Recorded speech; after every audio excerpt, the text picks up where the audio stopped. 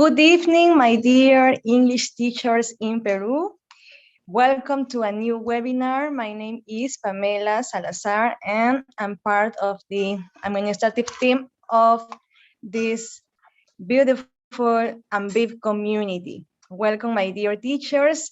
We today have our 7th webinar, and but before we start, let me first thank you for this here with us.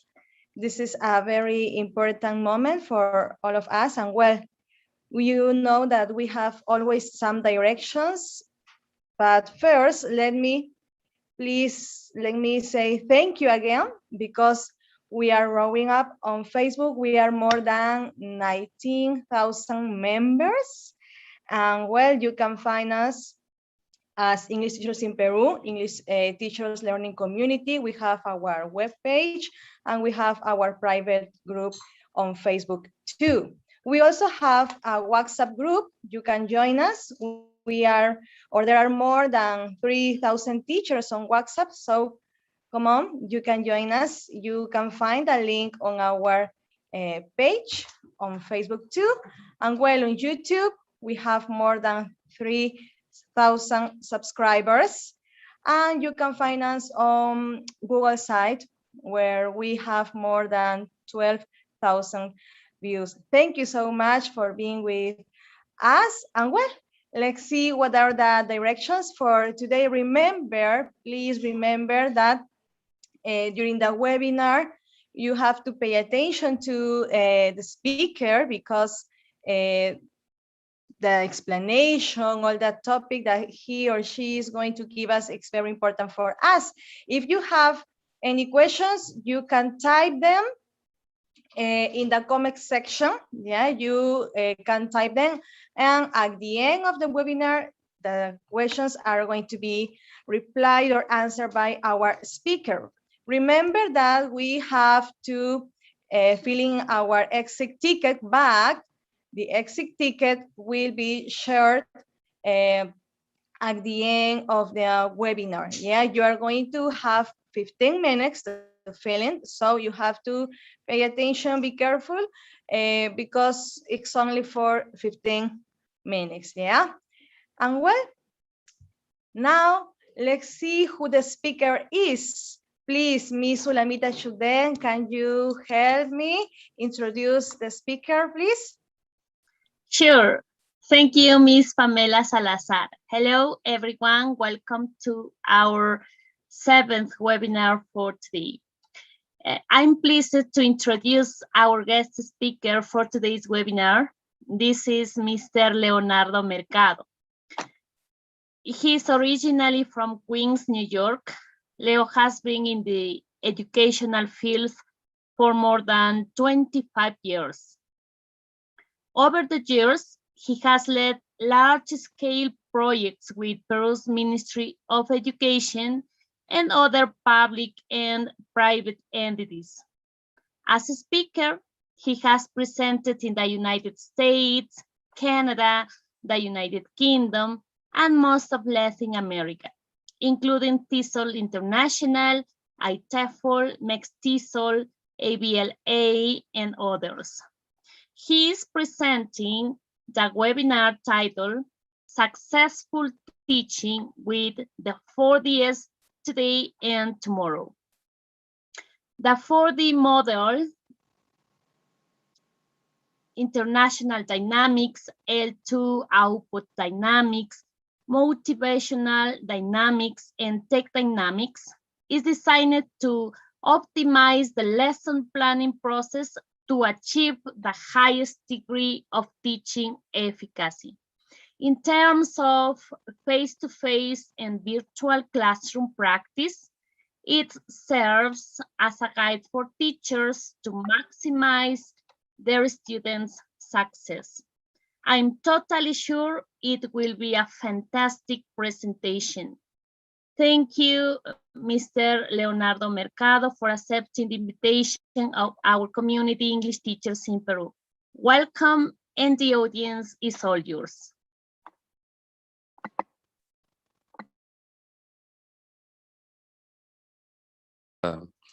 Thank you so much for the kind introduction. It's great to be here again with all of the English teachers in Peru community. So I'd like to thank the excellent team at English Teachers in Peru for the kind invitation. And indeed, we're going to talk about the 4D model for quality language learning. Okay, so let's see, without further ado, let's switch. And we're going to go to, let's see, I go to my screen, successful teaching with the 4Ds. We're going to present quite a few things here on my screen. So if you can bear with me. All right. Can everybody see that? Can everybody see the presentation? Now, I think there's a slight delay on YouTube. It's about a few seconds, maybe about 10 to 15 seconds. And I am watching right now. And indeed, we seem to be in good shape. We seem to be ready for business. So yes, we're going to talk about successful teaching with the 4Ds today and tomorrow. Okay. And this will apply equally to both virtual teaching and also teaching in face-to-face classrooms. Now, just a little history about myself. You know, I've worked in large language institutions, and one of the things I always thought was very important was to give my teachers over the years, each and every year, something to look forward to. That's why I always met them at the beginning of every year. We always had a big meeting, and I always talked about, you know, how the year before was and what we could look forward to in the present year and the goals and the objectives that we had set forth and what we were aiming to achieve in the near future, in the medium term, and in the long term. Because I think it's important for teachers to feel hopeful that something better is always coming. So the spirit of this presentation a little bit is along those lines. I'd like to give teachers this notion that, you know, we won't be separated from our physical classrooms that much longer. I know that in Peru, I think things are getting under control. And so it is my hope, and I'm sure it is your hope, to be back in the face-to-face classroom in a not so distant future, hopefully in March. So you can look forward to that. But of course, without that meaning that we have to leave behind all of the wonderful things that we've learned and that we've achieved through virtual teaching. Because to be honest, I think virtual teaching and learning is here to stay as a very viable and solid alternative or complement to what we've always done in the face-to-face environment. Okay, so what we're going to see here will apply equally to both face-to-face and virtual teaching. So let us begin. All right, so we're going to look a little bit at history. We're going to look at what success means, because in the end, you know, whenever we're working, whatever we're doing, whether it's teaching, but you know, or whether we're running a company, or whether you know, we're painting or we're playing tennis, you know, we need to feel motivated. So success is important. We need to know how to arrive at success. And so today we're going to talk about that in depth. What does success mean and how can we achieve it each and every time we get together with our students?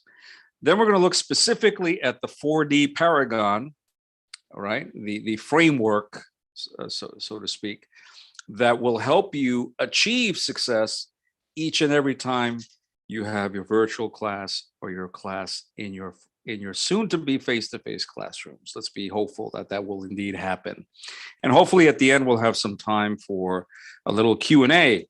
Okay, so I think we can look forward to a lot of interesting things tonight. So history, a little bit about the quest. We've always tried to find the magical answer to, you know, how to teach successfully, how to get learners, our students, to learn as much as possible in the best way possible. And that's why we've always come up with, you know, in the past, we came up with all of these different approaches and methods. We're trying to find the silver bullet, so to speak, a silver bullet to teaching and learning English as a second or foreign language. And we were always trying to find the right path to eternal success, the magical formula. And then eventually we came to the conclusion that the magical formula doesn't really exist. All right. But before we go to that, I'd like you to review. Let's do a little review here. Let's try to go down memory lane and let's see what we remember of the different approaches and methods. On your screen, you will see 6 different approaches and methods at the top, and below you will find some descriptions. So I'd like you to take, let's see, 2 minutes to try to match the approach or method with the respective description, and we'll see where we can take it from there. Okay, let's just refresh our memories. Let's go back down memory lane. Let's see what we can remember and how we can kind of associate the right method or approach with the purpose or its characteristics. Okay, so let's take 2 minutes. And as always, I will always insist on the stopwatch as an excellent tool to stay on track and to maximize your efficiency with time and tasks in the classroom. Okay, so let's take 2 minutes. Okay, so let me read aloud as you're trying to match the approach or method with the appropriate description.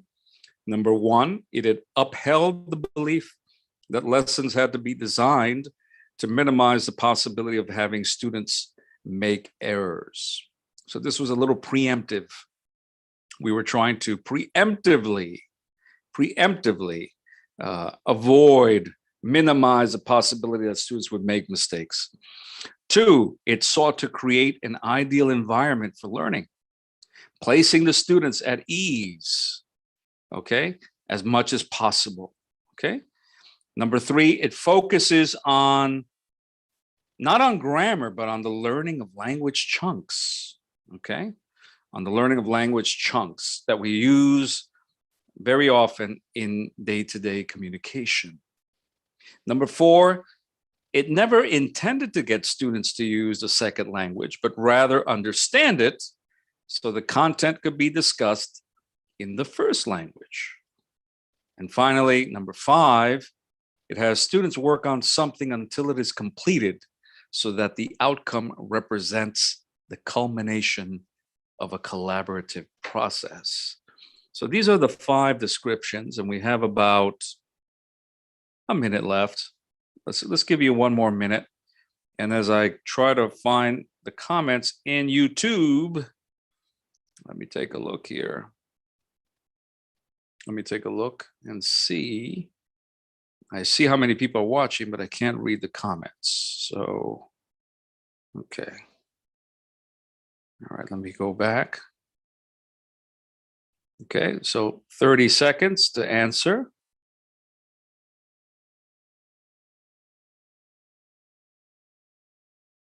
Okay, 30 seconds to answer. It says live, and no, that's not what I want. I'm going to mute that. Okay, 15 seconds. And I don't see any comments. Okay, I don't see any comments yet, but anyway. All right, so let's take a look and see what the answers are. The first one, it upheld the belief that lessons had to be designed to minimize the possibility of having students make errors. So there was a lot of emphasis on accuracy. There was a lot of emphasis on corrective feedback or error correction. And the activities were designed so that, you know, students could get it right from the very beginning. Okay, so there was no room for, you know, too much experimentation, too much creativity, because the teachers wanted the students to copy the correct models. And some of that continues to this day. Number 2, it sought to create the ideal environment for learning, placing the students at ease as much as possible. So that is certainly Suggestopedia. And we still do that today. We still try to apply that concept today, you know, making the classroom environment as comfortable as possible, virtual or face-to-face. 3, focusing on not on grammar, but minimizing the importance of grammar and focusing more on language chunks, phrases, expressions, individual words or compound words, and so on. That would be the lexical approach from Michael Lewis, Dr. Michael Lewis. And then the grammar translation method, which was the original way people for many centuries tried to learn a language. We know that the purpose wasn't to communicate in the L2. For the most part, it was rather to understand, mostly reading comprehension, listening comprehension, and then to discuss whatever was being presented, discuss it in the L1 or the first language. And finally, it has students work on something until it is completed. So the outcome represents a combination of a collaborative process that would be task-based learning. The major advocate is Dr. David Noonan. And if you've heard me before, Dr. David Noonan even created a textbook ahead of its time back in the 90s that was really entirely focused on task-based learning. And so it was so advanced for its time that people didn't really understand it, so it wasn't really successful. But in the end, task-based learning has come to represent part of mainstream teaching, all right? And what we do, we understand the importance of tasks and how important it is to get students to work together, okay? Now, David Noonan, Dr. David Noonan didn't get to worry so much about not selling Atlas because he ended up selling about 2 billion books to China, a textbook called Go For It for juniors. So I guess he wasn't that hurt after all. But anyway, so where are we now? We're in a post-methods era. And I think we teach by principles.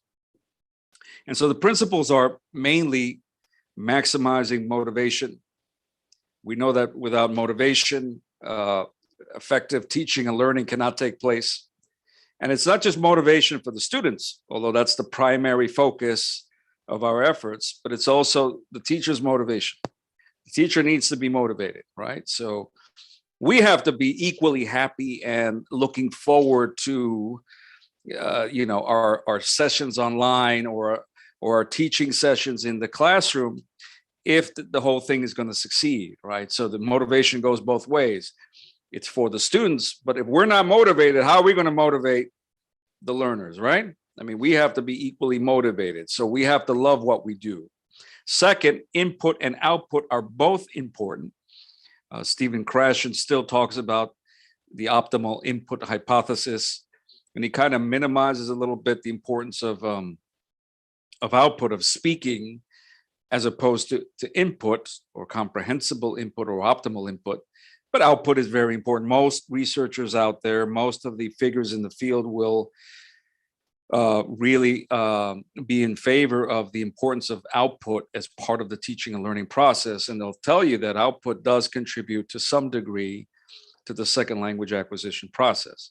Adaptability, we need to be able to adapt. We in the past, we had these fixed formulas, but we needed to really move forward, and start being very versatile in our teaching, depending on the students that we were working with and the circumstances, right, for that particular group. For each group that we work with, it's a different group of people. We have to be able to adapt, and we have to be able to adapt to change. If we become too fixated on how good we are at a particular point in time and we don't adapt, then our teaching becomes obsolete, right? So we have to be able to adapt successfully in an ever-changing world.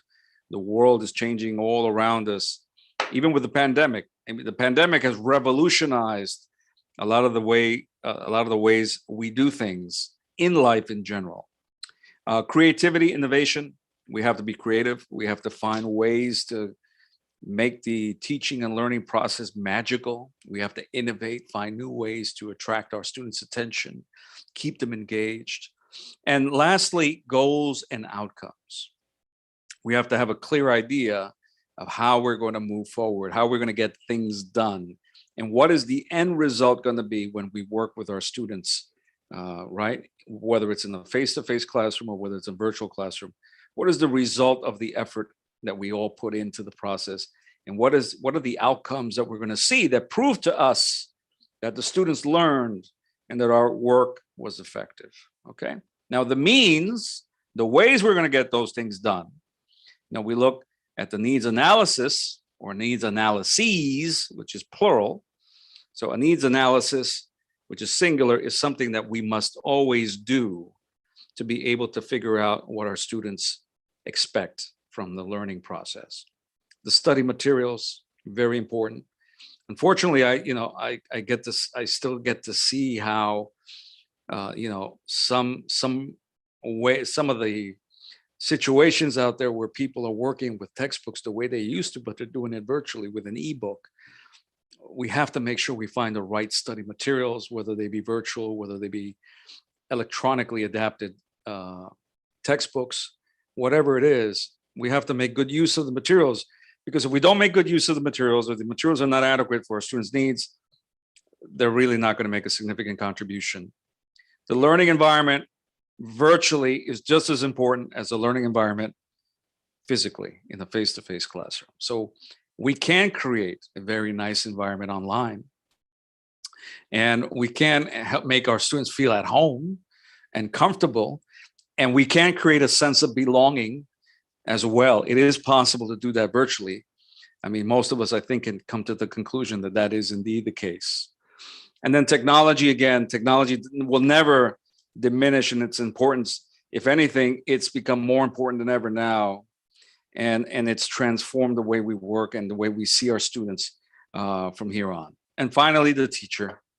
The teacher will always make the difference. It doesn't matter whether there was a pandemic or not, or there is a pandemic. It doesn't matter if we've switched 100% to virtual teaching and learning. The teacher is the facilitator, the beacon of guidance, or the guiding beacon for the teaching and learning process. Even though we want to make it as student-centered as possible, the teacher is still a central component. And so we have to make sure that we play our role as best we can to the best of our efficacy. Okay. So the aspirations, we want to succeed. Don't you want to feel good about the work that you do? I mean, don't you want to feel happy every time you had a good day? Don't you want to have a good day every day? Don't you want to have a great class every class? Don't you want to feel like you really did it, like you really achieved what you proposed yourself to achieve that same day in the morning, and then by the day's end, you are as happy as can be because you saw that your students were happy, they were performing, your class was a success, everything turned out wonderfully. That's what we want to do every time. We want to be like this gentleman right here. He's going like this. He says, yes, I did it. Now he's got a lot of students in that group. Now you want to have fewer students, but in general, he's like, yeah. And I'm sure you want to feel the same way too, right? I mean, everybody wants to feel good about the work they do. Everybody wants to feel like they're doing great. So those are our aspirations. So we want to succeed, right? Now we don't need a passé formula. We don't need an obsolete, anachronic approach or method, or something that will limit us in the way we can work with our students. We want something that's really flexible, something that will generate motivation. So again, we often talk about student motivation, but we tend to forget that teachers also need motivation.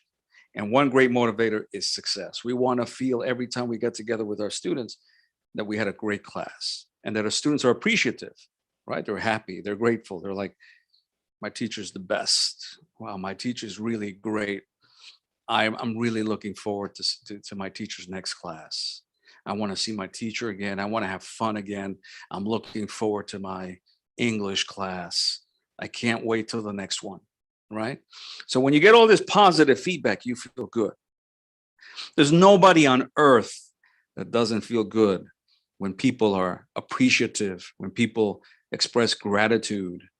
I'm sure you must have heard a wonderful thank you time and time again from many students, thanking you for the work that you did, thanking you for the wonderful time they had in your classes. So this is what we want to feel all the time.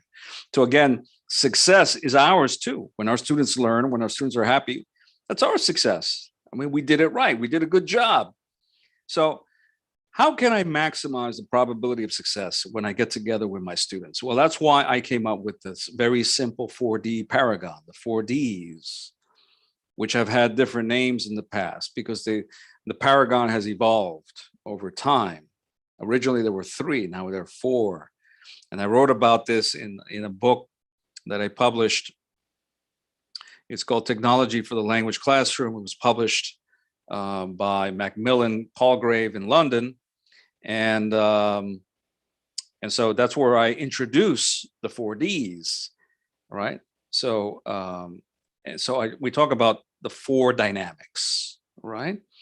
So motivating dynamics, kinesthetic dynamics, tech dynamics, and L2 output dynamics. If you follow the 4D paragon, when you plan your lessons, I can guarantee you that you will be much closer to success each and every time you get together with your students in a very simple, easy to understand framework. That's all you need to do. So what is the framework? Let me simplify it. No, I'm going to make it so simple. I could technically end the presentation right now, but I'm not going to do that because we got a lot of work to do. So number 1, you've got motivating dynamics. What does that mean? Let me sum it up in a very simple way. Number 1, you're going to do everything within your power to motivate your students. You have to ask yourself when you're planning your lesson the night before, 2 nights before, 3 nights before, you're trying to project yourself to that next class. What can I do to motivate my students as much as possible? That's the question. So everything that you do related to motivating dynamics, and we're going to see that. We're going to see some examples. We're going to watch some videos, is in relation to that. That's one thing you need to make sure you cover in your lesson, in every lesson. Number 2, kinesthetic dynamics. What does kinesthetic mean? Can anybody give me a word? What does kinesthetic remind you of? What does that word remind you of? Let me see if I can find some comments. Oh, we got like, is that right? 11,000 comments. Is that from me? No, that's the wrong one. That's a wrong video. That's Interstellar. No, I was like Interstellar. I thought, wow, 11,000 comments already. My goodness. Okay, so we're going to, I don't see the comments here. Oh, okay. I'll figure it out. Anyway, so kinesthetic essentially means movement, and it means dynamism, right? So it means activity, a lot of activity going on. So kinesthetic dynamics basically means you got to do 2 things. Number 1, you have to do everything within your power to keep your students moving around, okay? Physical movement. What can I do to keep my students moving and interacting? So that's the dynamism part, right? Interacting and moving or moving or both. Tech dynamics. How can I use technology to maximize student learning and engagement? And finally, L2 output. So L2 output dynamics means I need to do everything I can to get my students to speak and write as much as possible. So that's 4. So number 1, motivating dynamics. I need to do everything I can to motivate my students as much as possible. That includes the input, by the way, the optimal input that Stephen Krashen talks about. Number 2, kinesthetic dynamics. I need to do everything I can as much as possible to make sure that my students are always moving and interacting. Number 3, I need to do everything possible to make sure I use technology efficiently and with a great degree of efficacy, right? Especially now, since we have all these tools and we're working online with our students so much, that's something we need to do. And finally, L2 output, again, we need to do everything we can to get our students to speak and write as much as possible. Now, that's a simple breakdown. So let's take a look here. Let's do a little prediction. Look at the following statements. Which ones are true? Okay, you tell me which ones do you agree with. Number 1, L2 input or input in the second language. Remember, L1 is your first language, L2 is your second language. L2 input is enough for language acquisition. Do you agree with that? Do you disagree? That's number 1. Number 2, the brain falls asleep when physical or mental activity is lacking. Do you agree with that? Is that true or is that false? Number 3, we should push students to participate as much as possible. Well, what do you think? Do you agree with that? Do you disagree with that? Number 4, students can learn just fine if teachers follow the textbook. textbook. Now, remember, in Latin America, textbooks are very big. They're very important. A lot of people, I mean, most institutions, a lot of schools, they work with textbooks. Okay, so, I mean, they get textbooks from publishers. Now, I'm not going to get into trouble with my publishing friends, but yeah, that's what happens. So is that true? They can learn just fine. The textbook's fantastic. Let's just stick to the textbook. And finally, students don't need technology to learn a second language. What do you think about that? Okay, so I'll give you a minute and let me know what you think. You agree with these statements? Do you disagree? Okay, what do you think? What's going on here? Okay, so let's take a look. Let me see if I can find those comments. 300, okay, 300, a good number of people over here. What are those comments? I want to see those comments. Maybe it's on Facebook.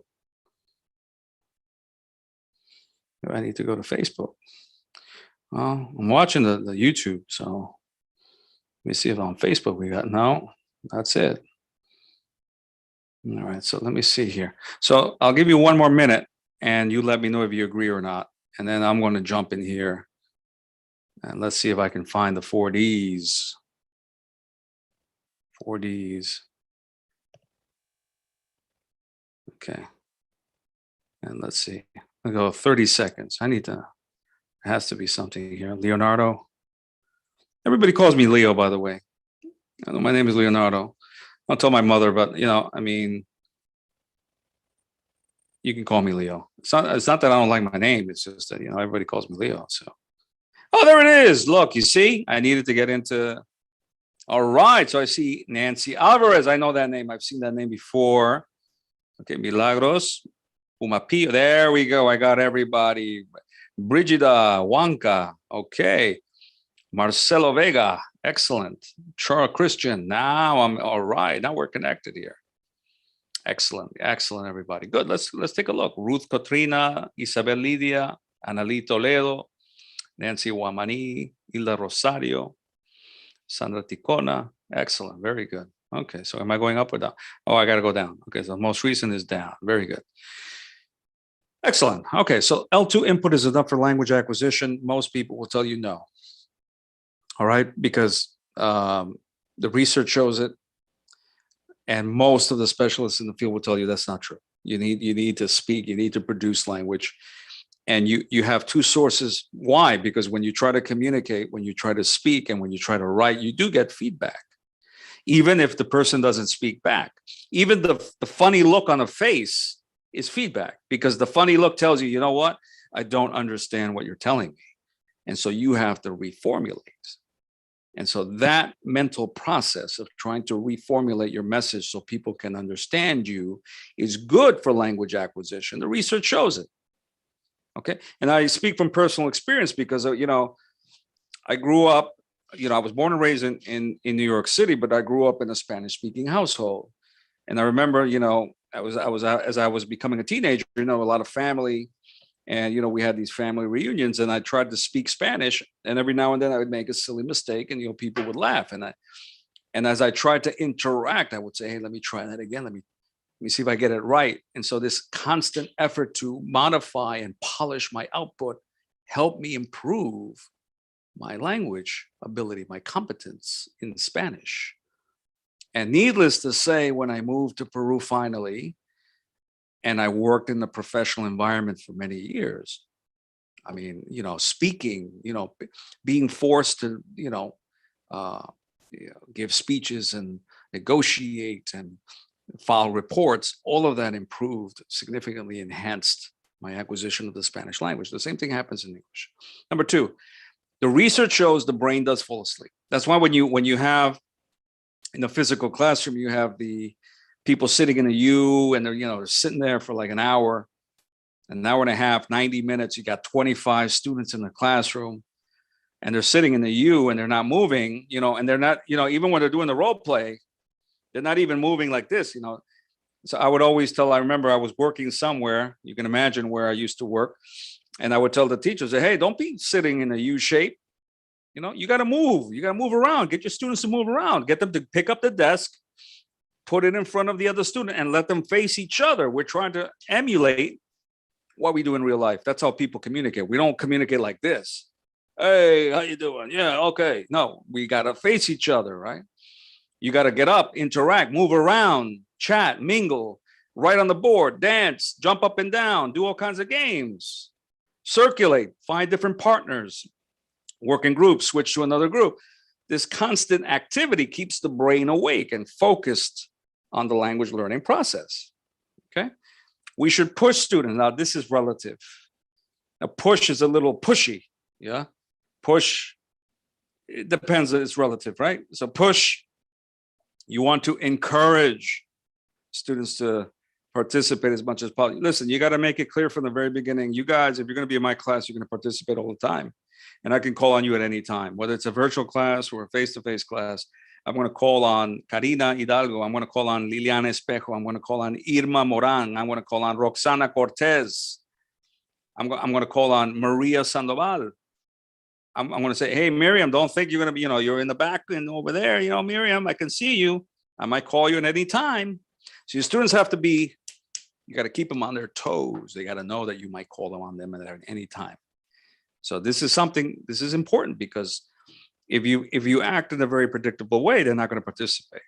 Students can learn just fine if the teachers follow the textbook. No. I remember I was working somewhere. I don't remember the name of the place. When I finally became director, they'd been using a textbook for 15 years. And the teachers had been so complacent that they were just simply following the teacher's manual. I didn't see creativity. I didn't see thinking beyond what was on the piece of paper, on the page in the textbook, in the teacher's manual. I said, no, this has got to change. I need my teachers to think. This is not enough if they just follow the textbook. And we're going to see an example why just following the textbook is no good. Then how do the students benefit? They're not going to benefit. And how does your teaching become creative and innovative and varied? How do you introduce variety if you're always following the book the same way, exactly the way it is? How do you adapt the lesson to your students' needs if you're just following the textbook? Textbooks made for, published for zillions of students all over the world, 7 different continents. And you're in Latin America. You're specifically in Peru. You're in Andahuaylas. You're in Cerro de Pasco. You're in Cusco. You're in Tacna. You're in Lima. And you're not going to teach your students the same way the textbook might be meant for students in, say, Singapore, right? So, no, that's false. Students don't need technology to learn a second language. Well, let me tell you.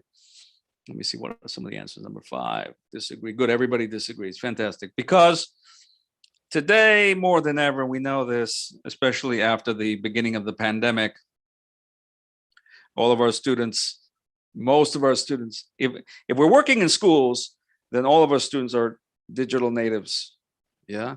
And now the kids, the other day I saw a little kid. Kid was 3 years old. He was playing around with the phone. 3 years old with a smartphone. Okay. I was amazed. Now, when I was 3 years old, I wasn't doing that. I was doing some other stuff. I'm playing around with these wooden toys and stuff. I wasn't fiddling around with a smartphone. So, times have changed. So today, technology is a must. Technology can make your work a lot easier, and it can make it a lot more effective.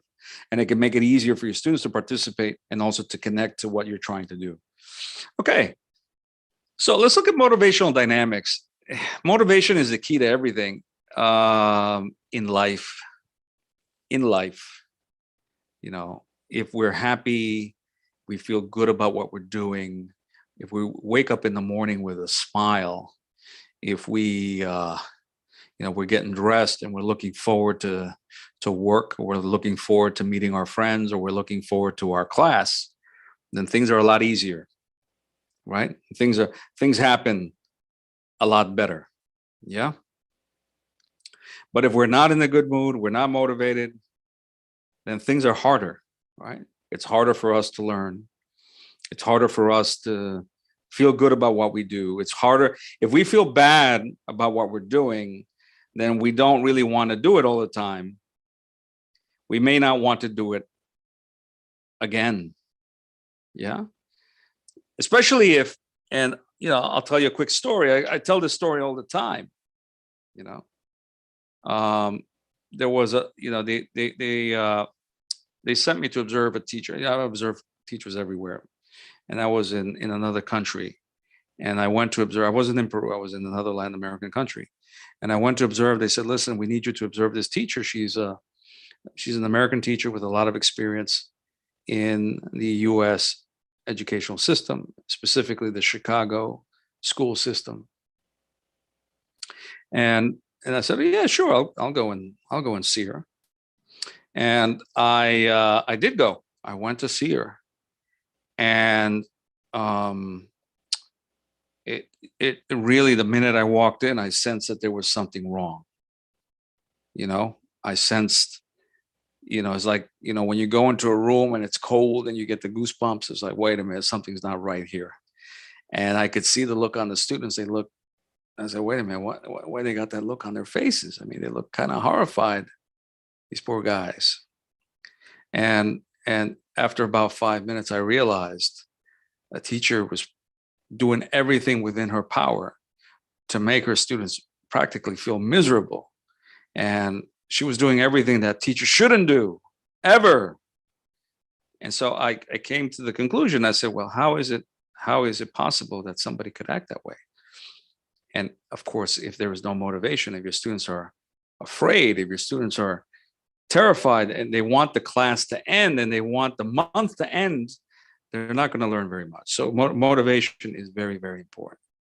Okay, so I'm watching the video here on YouTube, and it looks like it's not 20 seconds behind. It's pretty much very much behind. But I don't know if that's maybe I went back. I don't know. Anyway, okay. Hopefully everybody can see.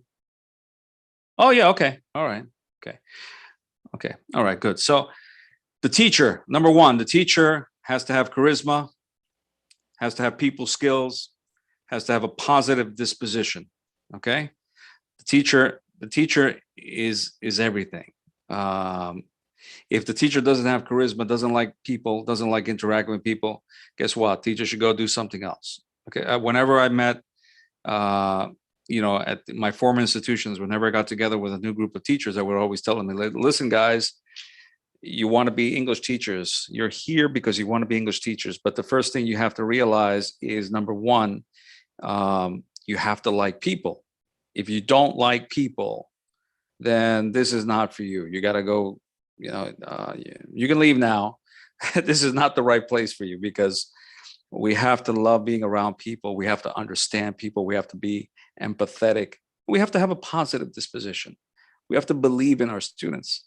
And none of this nonsense that, sometimes, burned out teachers will say, they'll get a group of students and they'll say, oh, wow, look at the group of students I got this month. They're terrible. Their performance is lousy. Now look at all the work I got to do. And I would say to somebody like that, I would say, hey, listen, let me tell you something. You know what? That's not the best attitude. Because if you think your students are going to fail, guess what? They're going to fail.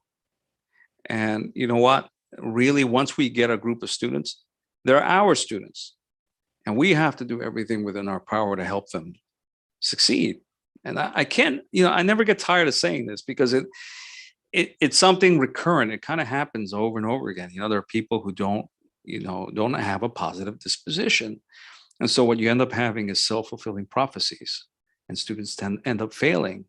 So we have to have a positive outlook on our students, on our teaching, on life in general, because then our teaching will reflect our positive attitude. Students can tell, this, right? Doesn't matter what age they are. They can tell when we're not happy, when we're not in a good mood. They can tell when we haven't prepared, right? They know we haven't prepared. They can see it. There's no hiding that from them. They know these kids are smart. So again, let's have the right attitude. You have to have charisma. If you don't have charisma, don't try to be funny. I say this all the time. Don't try to be funny if you're not funny. Don't tell bad jokes, because if you tell bad jokes, they're not going to laugh. So it's a little uncomfortable to tell a joke and nobody laughs. So that's number one. Number two, if you really want to motivate your students, you need to know why they're studying English in the first place. You need to know their expectations. You need to know what they enjoy in their classes, what they don't look forward to, what their strengths are, what their weaknesses are. That's why we have to do a needs analysis. We have to do a needs analysis every time we start a school year with a group of students. Every time, if you're working at a university or a language center, every time, whether that be every month or every 2 months, every time you have a new group, you have to do a needs analysis. I'll never get tired of this. You know, when I used to work at Idiomas, we did needs analyses all the time, every month, thousands of needs analyses so that the teachers would know what the students expected. Second, you have to aim to have your students enjoy themselves, learning while enjoying. And this is not just the little kids, this is the teenagers, and it's also even the adults. If you're working with adults, now most of you are school teachers, so you don't. But if you're working with adults like to have fun too. Hey, we're not dead. We want to have fun too. Hey, remember that, you know, we're the outer shell is that of an adult, but inside we got that little inner child. We like to have fun too. We like games. Okay. We like to enjoy ourselves. We like to laugh. Okay. So whether it be little kids, little tiny tots, we got those 3-year-olds and the 4-year-olds and the 5-year-olds, or if they're the juniors, you know, the kids who the tweens, those 9, 10, 11-year-olds that act like teenagers, or teenagers who are trying to find themselves, or whoever. We need to make sure that we do everything we can to help them enjoy themselves.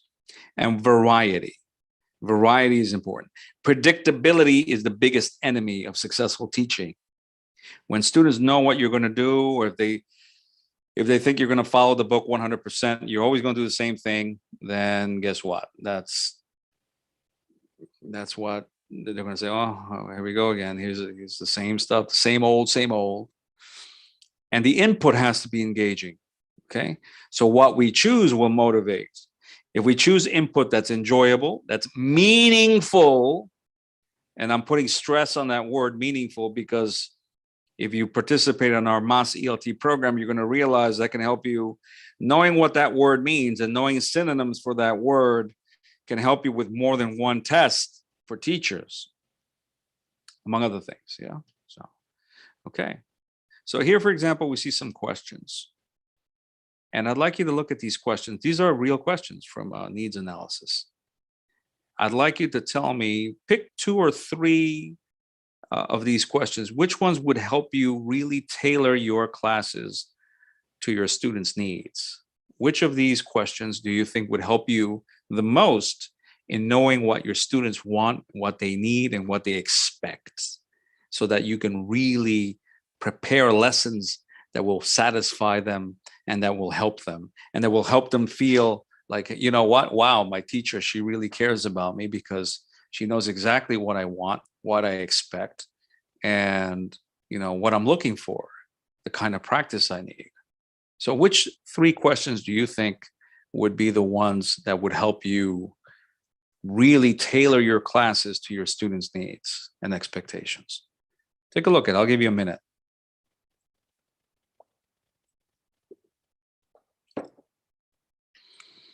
Let's see what you guys write. Let's check it out. Let's see. All right. So let's take a look. All right, guys, what do you think? Let's see some of your answers. So Miriam, Guadalupe, Karina Hidalgo, Liliana Espejo. Why does that name seem so familiar to me? Anyway, Roxana Cortez, I know Roxana. So, okay, so let's see. Margarita Sanchez, Maria Sandoval. Okay, so let's see, guys. What do you think? Which questions?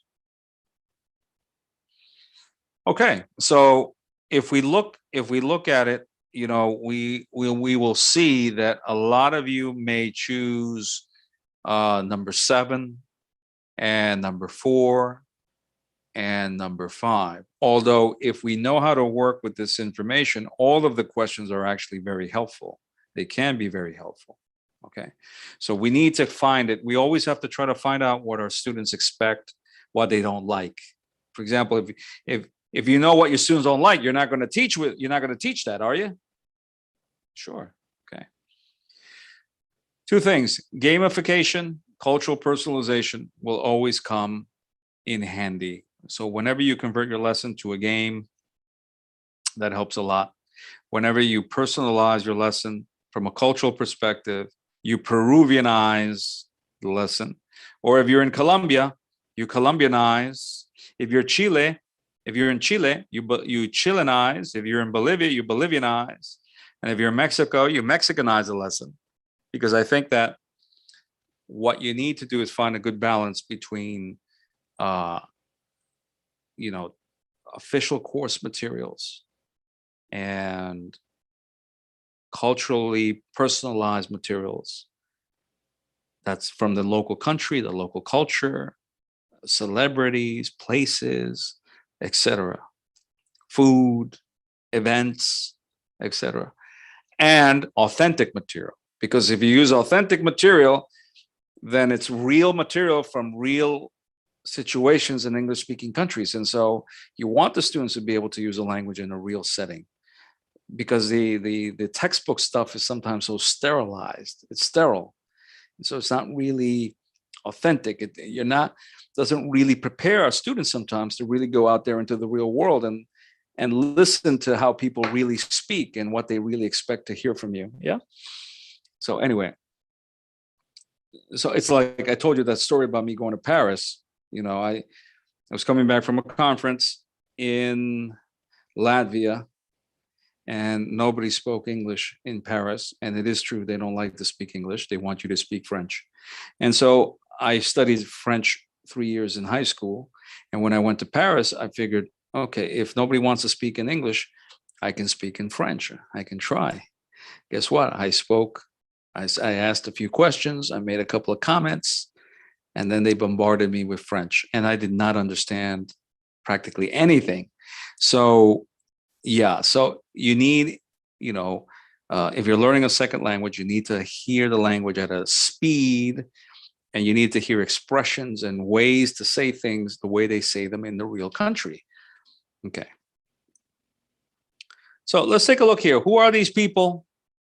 Let's play a game here. Who can give me 3 sentences real quick with this guy? What's his name?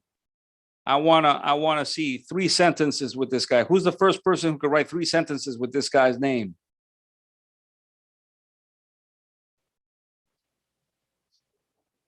Let's take a look.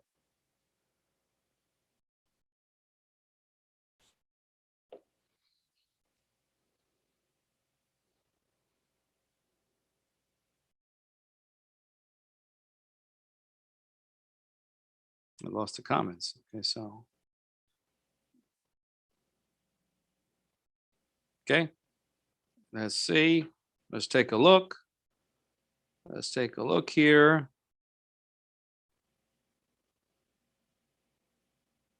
Yeah, I don't know.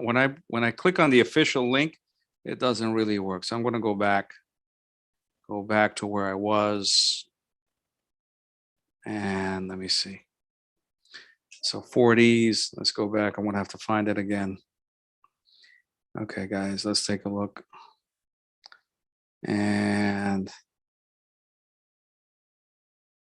I lost the comments again. This is terrible.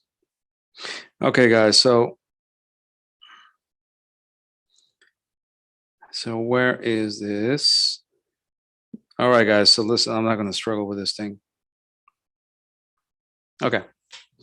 So again, you want to give students cues. You want to work with people from their own countries. You want the students to elaborate, right? You want them to it's easier for them to talk about things from their own reality than it is to talk about people who don't belong to their country, right? So that's number 1. Kinesthetic dynamics is movement. So the brain falls asleep. It is true. So number 1, we always make sure that we have motivational dynamics. So whenever we're planning our lesson, we account for motivational dynamics. Number 2, kinesthetic dynamics. We need to make sure there's always physical activity in the physical classroom. Okay. And at the same time, we want a high degree of interaction in the virtual classroom, right? So that's co-inhabitants. So let's take a look here before we begin talking about kinesthetic dynamics. Which of these will help our students learn or engage or be more engaged?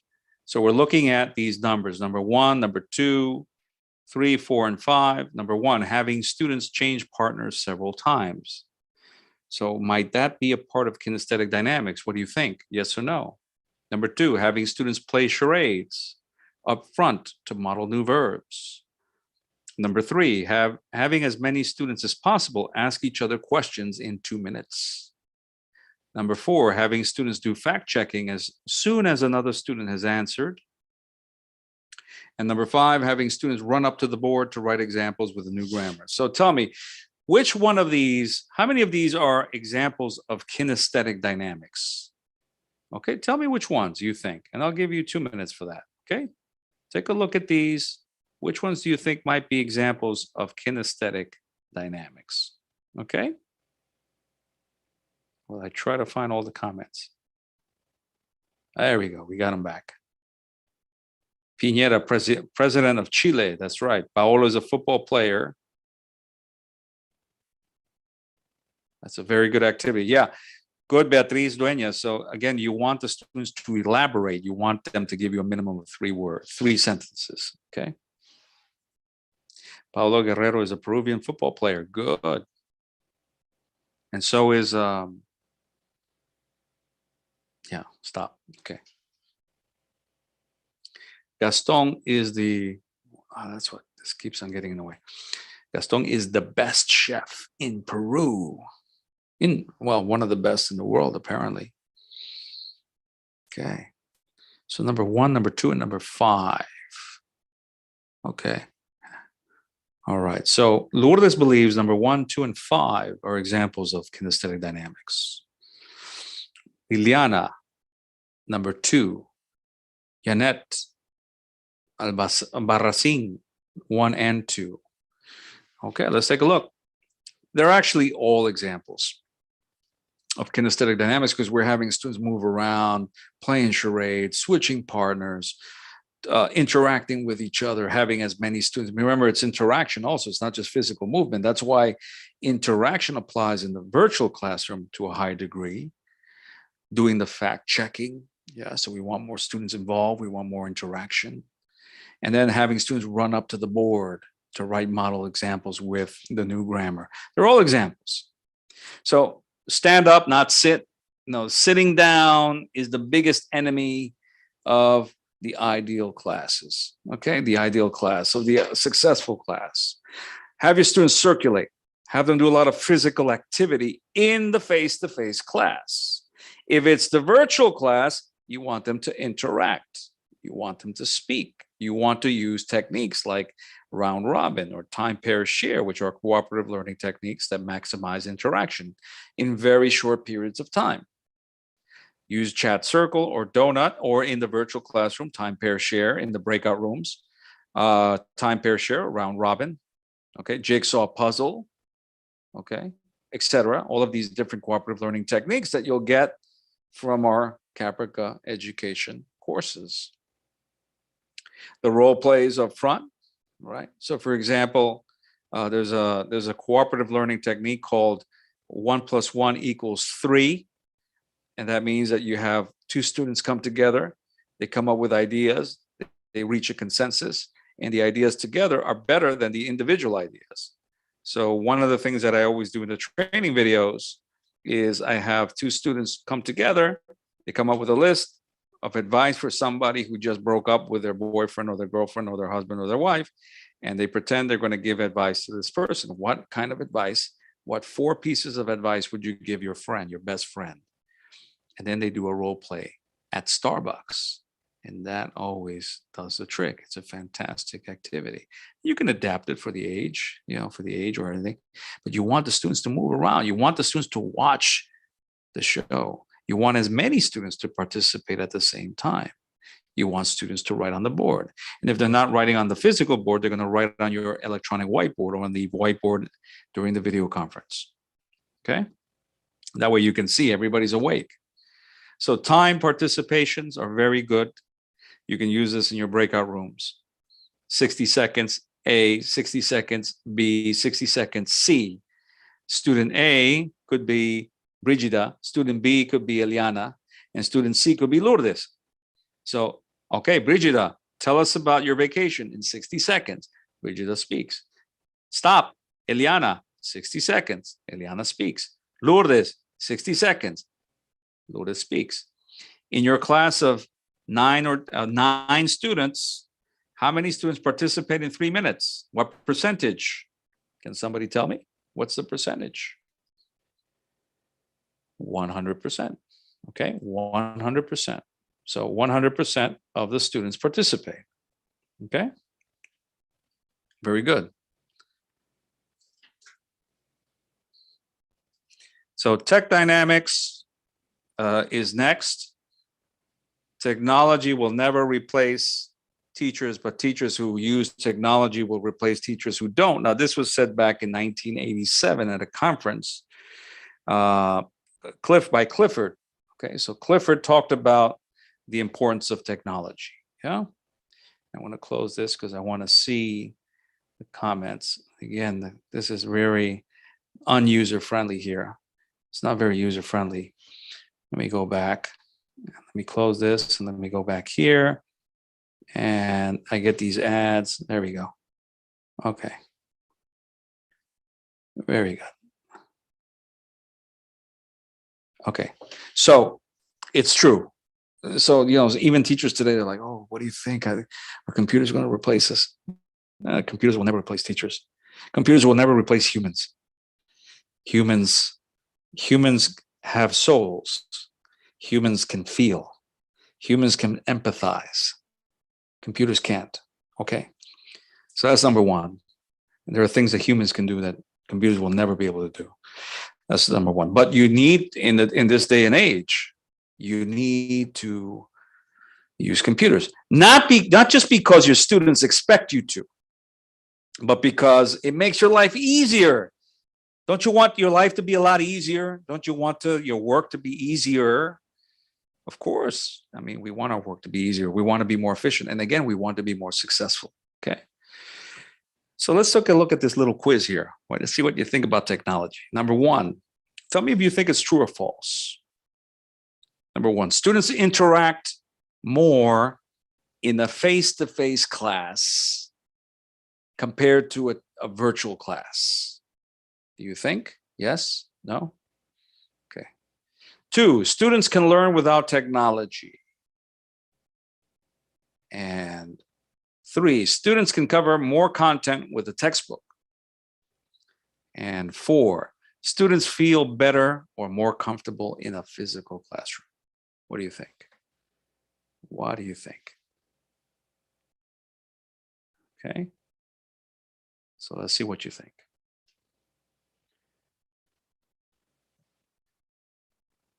Number one, do you agree? Write the number and tell me true or false. Let's see what you guys think. So write the number and tell me if you think it's true or false. Number one, true, or number one, false. Number two, true. Number two, false. Number three, true, or number three, false. Number four, true, or number four, false. What do you think? And again, this thing, I need to update the chat, to update the comments. I need to, there we go. See, I need to get out and then come back in. Wow, got a lot of participation here. This is great. Love it. One true, two false, three false, four true.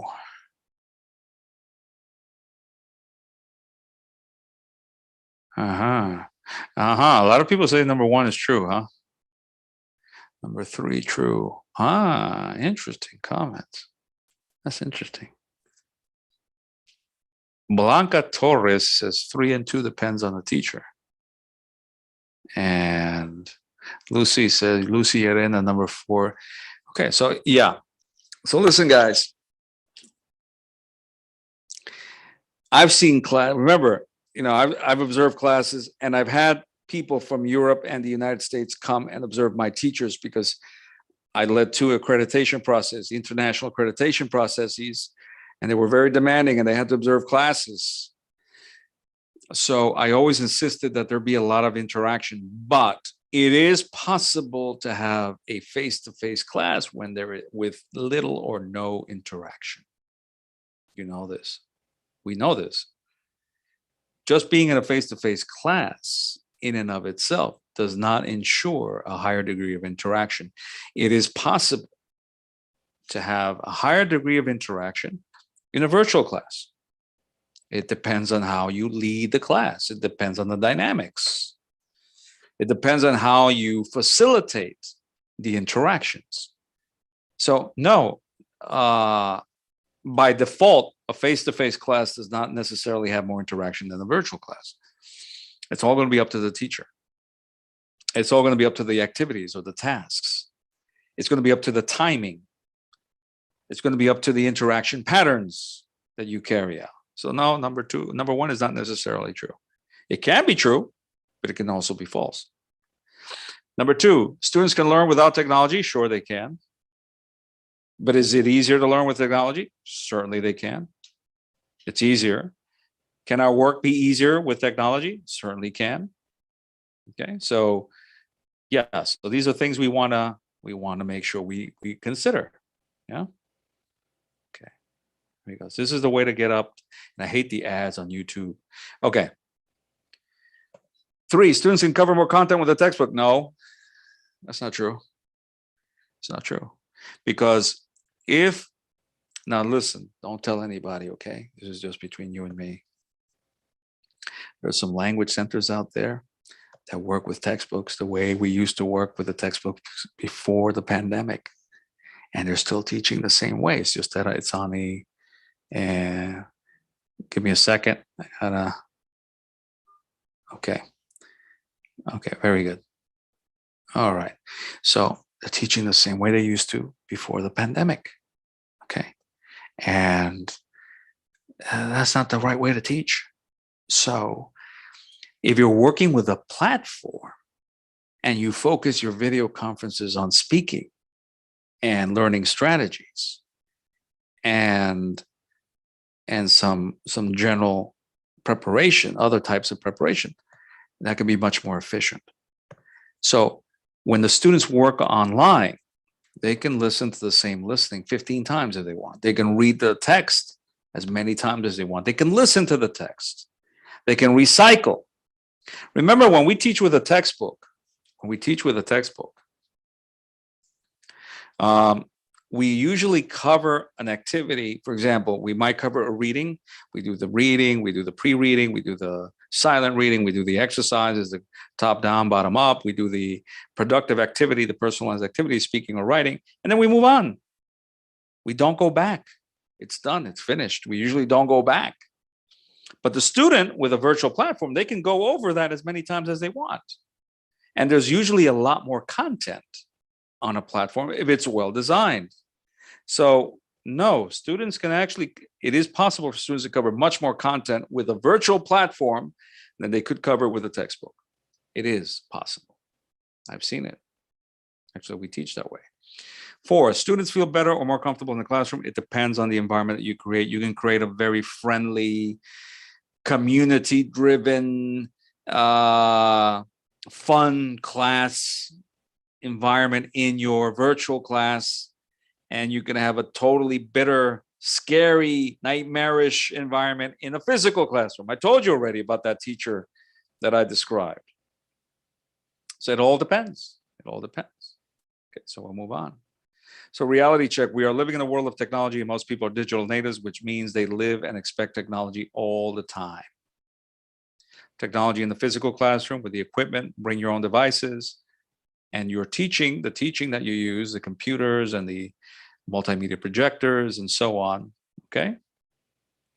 The lab, where you have the scenery, focused learning, you're focusing on specific types of activities, yeah? You're focusing on specific types of activities, yeah? And apps, comfort zone because students work with their phones. They live with their phones all the time. That's all they do. And we can do assessments with apps.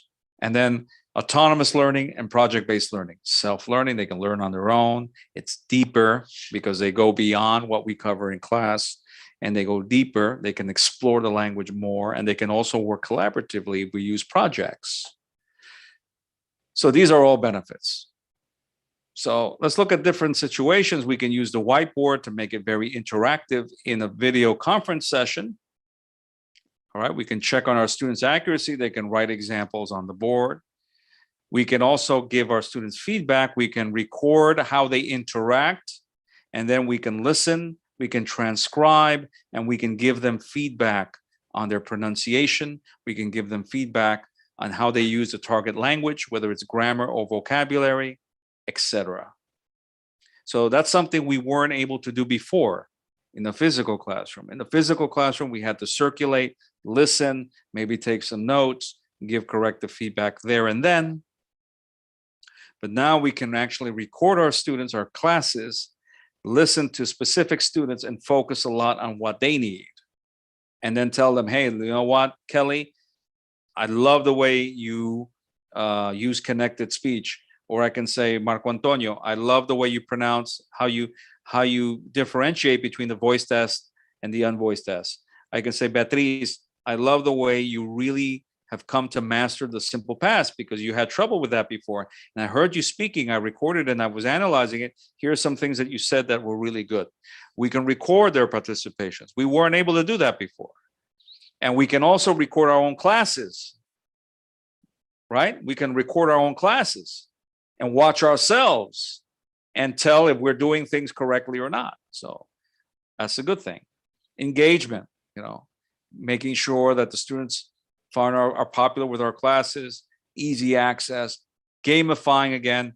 Listen, I don't care what anybody tells you. Everybody loves games. Little kids love games. Teenagers love games and adults love games. Everybody loves games. Everybody. So that's how we can quickly change the mood. And we can also check their knowledge, okay? The last of the dynamics, L2 output dynamics. So listen, we want to make sure we're covering all four when we're planning our lessons. Motivational, kinesthetic, tech, and now L2 output. Let's look at L2 output. Now, Stephen Krashen says, we shouldn't push students to speak when they are not ready. We should focus more on providing optimal input and letting them speak on their own. Little typo. Do you agree with that? Do you agree with Stephen Krashen? That's what he said. We shouldn't push students to speak when they're not ready. You agree with Stephen Krashen? Yes, Kelly. Yeah, you'd be amazed. Listen, Kelly says, oh, that's great, recording our classes. Yeah. Listen, sometimes we don't realize some of the things we do and some of the things we say until we watch ourselves. I mean, when was the last time you watched yourself teach? So yeah, we got to watch ourselves. Yeah. Okay, so going back. Yeah, see, the thing is, he says he's a little tricky. He's saying when they're not ready, right? When the students aren't ready. Yeah, well, how are you going to say no to that? But you know what? He believes in the silent period. And if we leave it up to Krashen, I mean, the silent period could be months. And we know that's not true. Today, in this day and age, most of our students, to one extent or another, can be considered, to some extent or another, I must emphasize that term, can be considered false beginners. So this would not really apply. The silent period notion that he popularized back in the early 80s, that really doesn't apply now, because if we wait too long, then the students will never speak. And we know what happens when we don't really encourage students to speak. We must create the conditions under which they can speak because they are ready. Okay? And I'll tell you, I've worked with, so what does Carranza say feedback can improve a student's confidence, self-awareness, and enthusiasm for learning. Yeah, that. Thank you, Elder. That sums it up. Feedback can really do a lot to boost the student's confidence and motivation. And by the way, one of the reasons why students don't like to speak is because they're afraid to make mistakes. And we have to remind them that making mistakes is a very natural part of the learning process. Nobody does anything in life perfectly from the very beginning. We know this. Whether it's riding a bike, driving a car, a new job, or starting a relationship, nothing is perfect from the beginning. Okay? Even when it's love at first sight, guys, nothing is perfect from the beginning. Okay? So we have to work on things, and things get better over time. And that applies to language learning as well. Okay.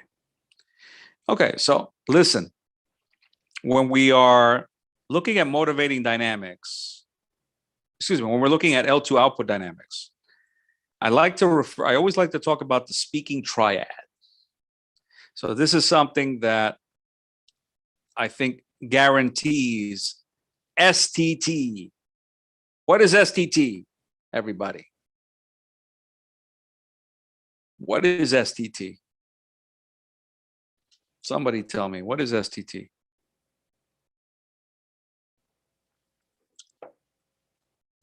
Who's first? Who's going to tell me first?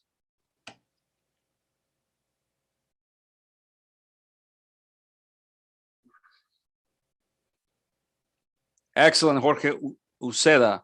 No push, but we should encourage them without output observance. However, we will never be able to observe a product and be able to provide feedback. That is correct. I love it. Okay, so Helen Corrali Varas is the first one to give me the right answer. Student talking time. But then Maria also did it. Natividad and David and Roxana. Everybody got it right, but she was first. So, okay. So if we want to maximize student talking time, you need this, you need this, and you need this. You need interactional language, you need classroom language, and you need meta language. You need to use all three. We're going to see examples of two of the three, but we're going to see examples. I want you to tell me if these definitions are correct. And if they're not correct, put them in the place you think are right. So, for example, IL goes interactional language. Does it go with A? Does it go with B or C? CL, does it go with A, B, or C? ML, does it go with A, B, or C? Tell me if you think they have the right definition. Let me give you a little guess, little hint. They don't have the right definitions. They're mixed up. So tell me what the real definition is. Tell me what the definition is. What do you think it is? IL, or interactional language, does it go with A, B, or C? CL, does it go with A, B, or C? Meta language, A, B, or C? What do you think?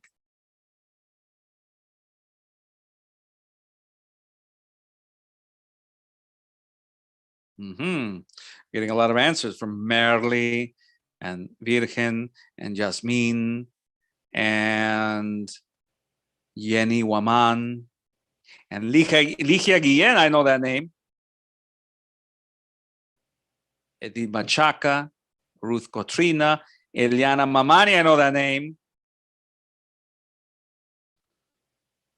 Eliana Mamani is jumping all over the place. Look over there, Eliana. Very good. Participating very nicely. Okay. Marcelo Vega, Anita Laredo, George Crisanto, Fiorella Arapa. We got a lot of participation over here. I love it. Abelarda Barreto. I know that name. Okay. And I'm learning all these other names. Hope I get to meet you. Okay, very good. All right, let's see. Let's take a look. There are the correct definitions. So interactional language is what? The language we see when the students participate in communicative activities. So this is when we're simulating what happens in the real world, okay? This is what you find in textbooks, and this is these are the types of communicative activities that we create ourselves as well. Yeah.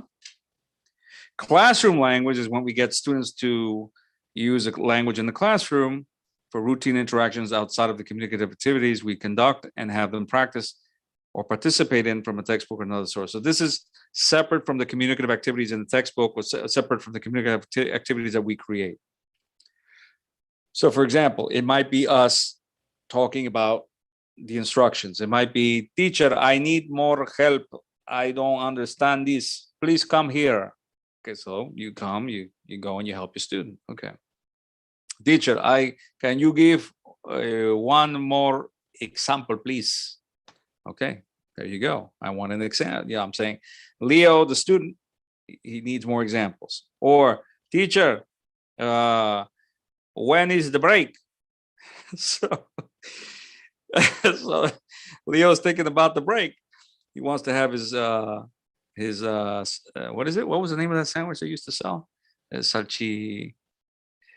Choripan. He wants his choripan with his chicha morada, right? Very Peruvian.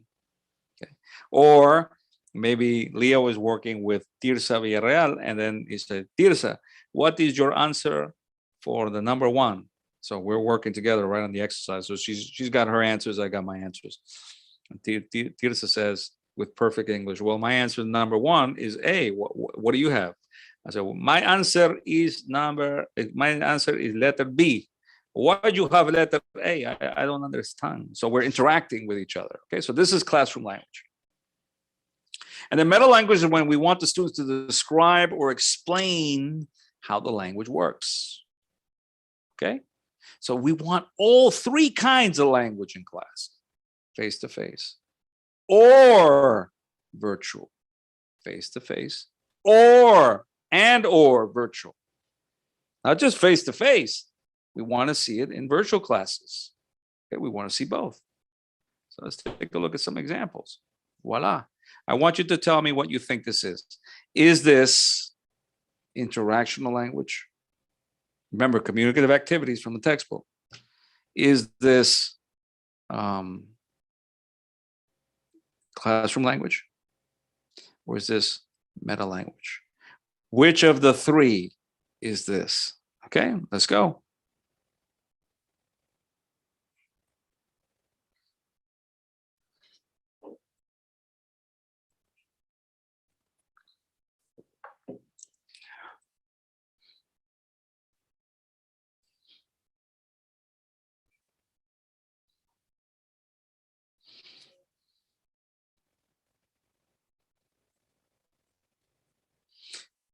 Okay, hold on a second, guys. You can hear me, but hold on a second. Let's go back. Let's go back. And I think I have to activate my, I'm glad I pay attention because let's go back. Hold on, guys. I think you can't hear it. So if you can't hear it, let me shut off the chat and let me look at my, let me move this thing here. Hold on, guys. That's okay. Let's take a look here. I have to go to here and let me see. Aha, that's why. There we go. Let's go back. Now you can hear it. Okay, guys, let's continue. Now you're going to look at the pictures we have here. Okay, then you're going to listen to the conversation, and then you're going to match the pictures with the dates of the week. Okay? Gabriel, what do we have to do? Okay, so first we'll look at the pictures, then we'll listen to the conversations, and finally we'll match the pictures with the days of the week. Good, Gabriel. Please ask the same question to Sebastian. Okay, Sebastian, what do we have to do? Okay, first we have to look at the pictures, then we have to listen to the conversation, and finally we have to match the pictures with the days of the week. Good. Cassandra, what do we have to do? Well, first we need to look at the pictures, then we have to listen to the conversation, and finally we have to match the pictures with the days of the week. Very good, Cassandra. Thank you. Now, class, what do we have to do? First, we have to look at the pictures. pictures, then we have to listen to the conversation, and finally we have to match the pictures with the days of the week. Very good. Excellent. Well done. All right, so what is that? So what is it? What do you think? Is that, let's say, meta language? Let me get out again. Let me get out and let me get in again so I can read the comments. And I hate these ads.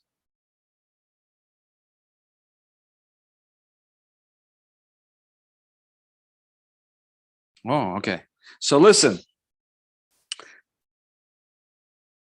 Are they doing a communicative activity? Are they simulating a situation from real life? Are they ordering food in a restaurant? Are they having a conversation at a party? Are they organizing a new business? Are they making a hotel reservation? Because if they're not making a hotel reservation, they're not ordering food, they're not having a conversation at a party, it's not interactional language. So there are only two possibilities: classroom language and meta language. Classroom language is talking about, outside of communicative activities, talking about information they need, or, you know, discussing different things. Meta language is when you talk about the language. So which one is it? Meta language or classroom language? A lot of you put both. So a lot of you think it's one or the other. And the correct answer is classroom language, because they're talking about the instructions.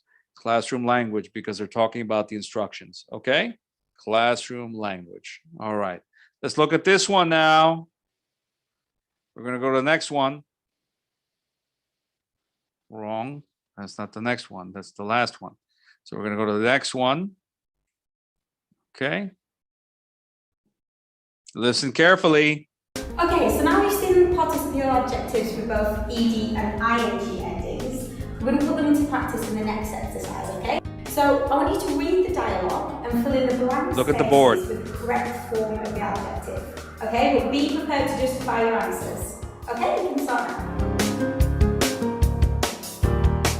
Okay, so let's see how you guys did in this exercise.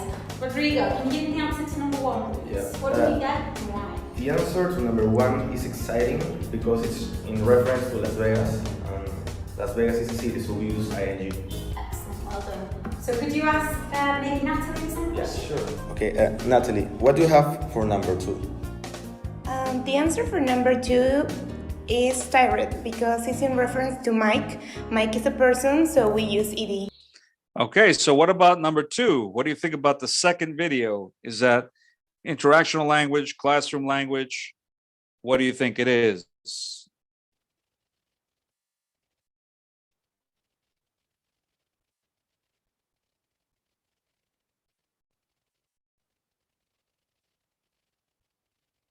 So there's a 20-second delay. So I'm waiting to see what's... Everybody got it. Okay, we got it. Now look at this though. Look, let me put it over here. Okay, but be prepared to just... Look at the prompt on the board. This is the language they used. So meta language, at first, we have to train the students how to use meta language. We have to teach them the phrases, the expressions. We have to help them with prompts. We have to train them over time so they know what meta language is and when we expect it from them. It doesn't come magically on its own. We have to train them. Yeah, we have to train the students. All right. And then they'll be able to describe the language, okay, to us, or how the grammar works, or vocabulary, etc. They're talking about the language. This is also STT. So interactional language is STT. Classroom language is STT. Meta language is STT. So we want STT as much as possible. So these techniques are very easy. They're simple to apply. This, for example, is called time pair share. And by the way, those were great teachers that we saw before. They did a great job with the students. Fantastic teachers, excellent pronunciation, excellent teaching. So here we go. Think about your last vacation trip for about 60 seconds. This is prep time. This is what we call preparation time. These are guiding questions. Where did you go? When did you go? What did you do? Who did you go with? Etc. These are guiding questions. So the students prepare, and then they work together in pairs, A and B. You will speak until I say stop and then switch. So A will go first, speak for 60 seconds, not stop. If they stop, you give them a punishment, singing or dancing or whatever. So you gamify, you make it like a game. Anybody doesn't talk during the 60 seconds, they have to dance or they have to sing or they have to do whatever, okay? When the 60 seconds are up, it's B's turn and they switch. Then you can change partners, you can change rooms, etc. So here you have them report at the end. So for example, I might say, Beatriz Dueñas,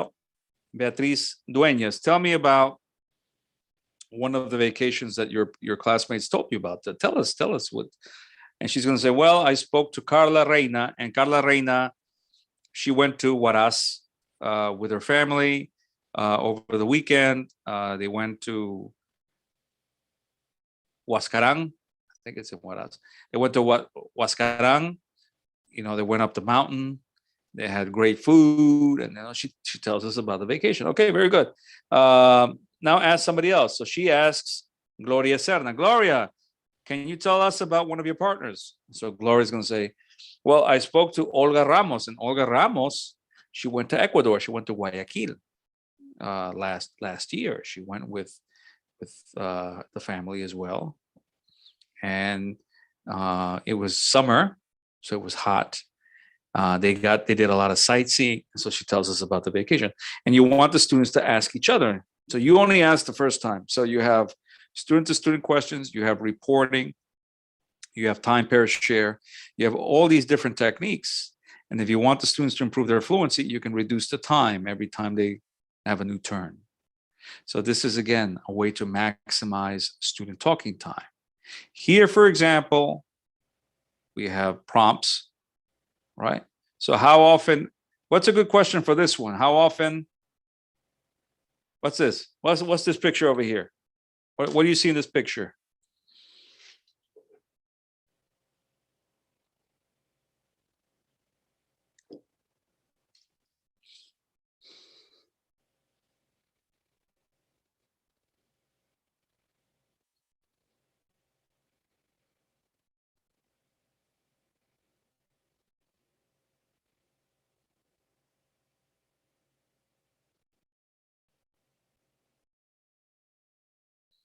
Eat what, Liliana? Fried rice. Juan Carlos Cipra got it right. That's called fried rice. Fried rice is what kind of food? Juan Carlos, you can help us. Liliana Marcelo, Chinese food. Yeah. So how often do you eat Chinese food? How often do you, what's this?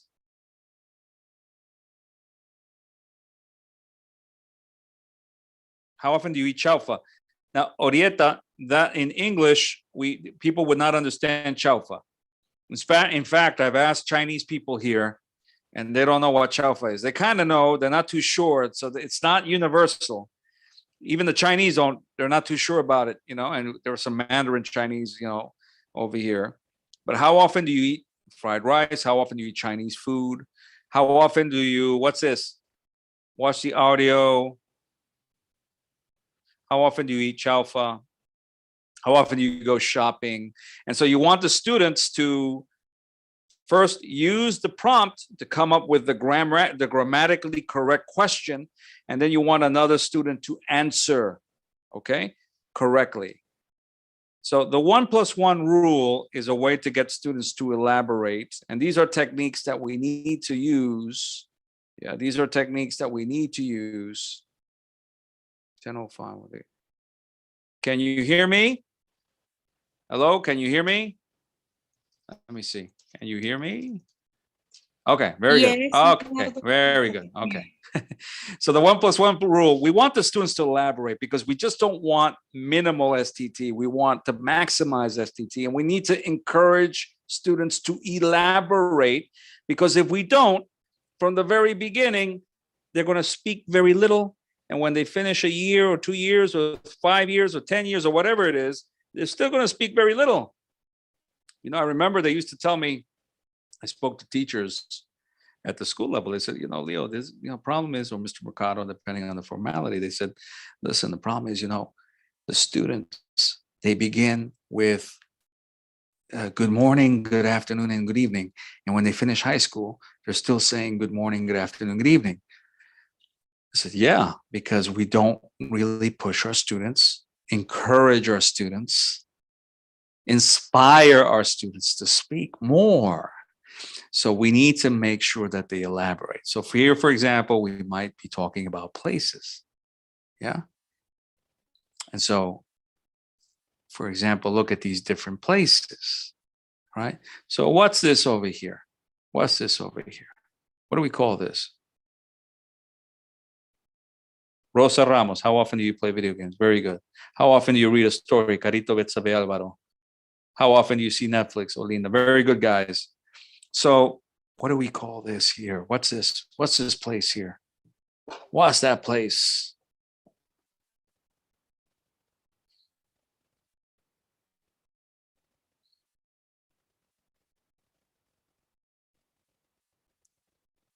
Okay, we're still getting a lot of ideas from the previous one. How often do you drink juice? How often do you go to the supermarket?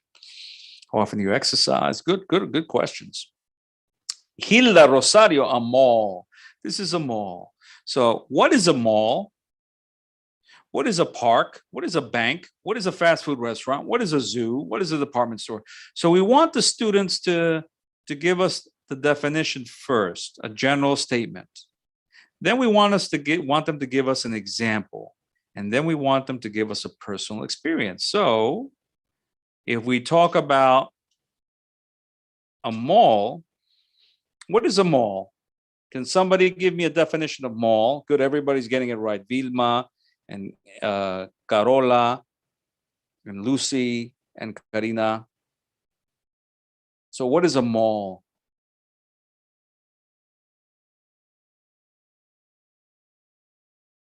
Okay, so remember, you want the student, good. So Aime says it's a commercial center or shopping center. But remember, it's an enclosed, a large enclosed shopping center with a lot of stores. Because remember, a mall has a roof. A shopping center is open, yeah? Or a strip mall is open too. So that's the difference. A shopping center is usually smaller and it's in the open. A mall is bigger and it's enclosed. So you want to teach your students that when you're teaching them the vocabulary, right? So you might say, well, a mall is a large shopping center that's enclosed. It has a roof and there are many, many stores. Number one. Now you give me an example. In Lima, there is a big mall called Aventura Plaza on Salaberry Avenue. Good. So now she gave me an example, gave me a definition, gave me an example, now personal experience. I went there with my family last weekend. We ate in the food court and we saw a movie at Cinemark. I don't know if they have Cinemark. Is that Cinemark or Cineplanet? I don't remember which one they have. I forgot. I think it's Cineplanet. Okay, and we saw a movie. So definition, example, personal experience. You want the students to be able to elaborate because when they take the international tests, they have to be able to elaborate. They have to be able to give a general idea, but then they have to be able to give examples. They have to be able to give personal experience. Connect the three concepts. Very important. Warning, buy the book. So, a set of stores. Good, Carlos. Carlos, I know. Carlos, he's in our Mas ELT program as well. Okay, buy the book. So we're starting to reach the end. So buy the book. The problem with buy the book, if you follow a textbook exactly the way it is. Now, most of the textbooks are very good. This is a very good textbook. It's a textbook. It's a very good textbook. We use this at my former language center when I used to work. It was the best textbook at the time. I don't know what they have now, but this was a very good textbook. But look at this is a writing activity. Look, read, writing and reading, right? So you have to read and then write. So look, read the salad recipe. Would you like to try it? Why or why not? So you have to read this, and then you have a discussion on the topic of food and recipes. So read, discuss. Read, discuss. Part B, work in groups. Write a recipe for a dish that is easy to make. Share your recipes with the class. Vote for the best one. Let's write a recipe for pizza. Good idea. First, make some dough, etc. The problem with this is you're skipping a lot, and the book doesn't tell you. So if you just follow this the way it is, you're going to read, students are going to read, they're going to have a discussion, and then they have to write a recipe. So what is in the middle? What is missing? What is the language we need to tell the students to focus on? So what do they need here? What kind of language do you see here that you would find for a recipe? So give me some examples of language for a recipe.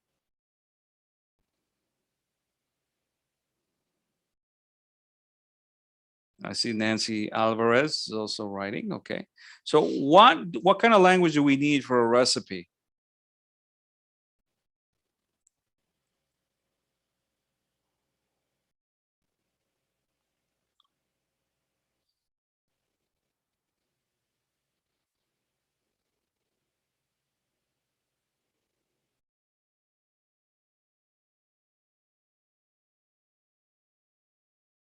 Okay.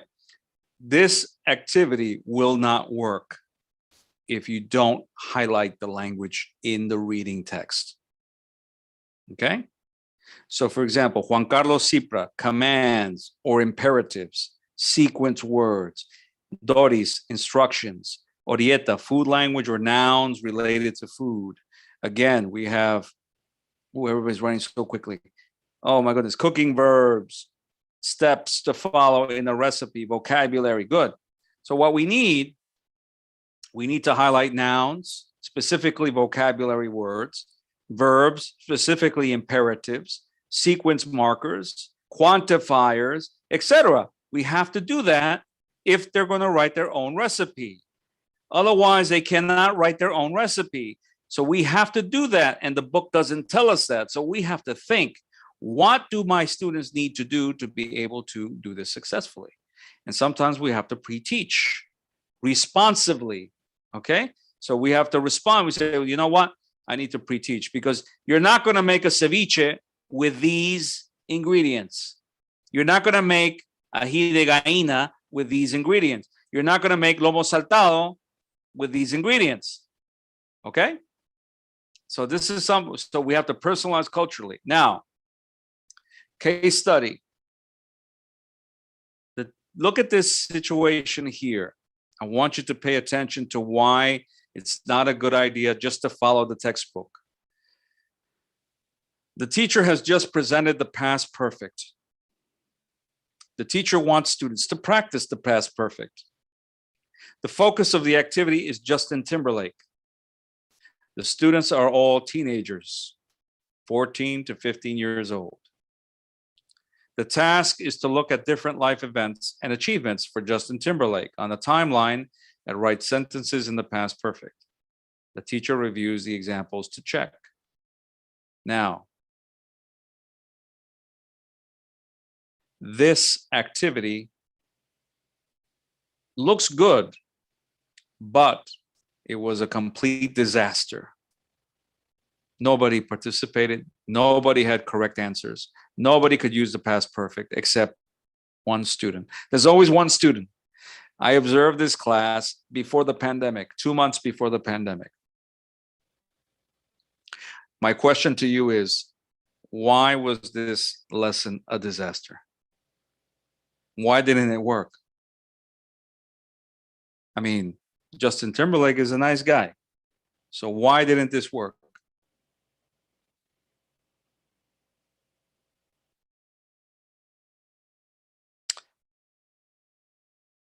Paola Guzman, I think, has the answer. I think Paola Guzman, I've never seen that name before, but she has the right answer.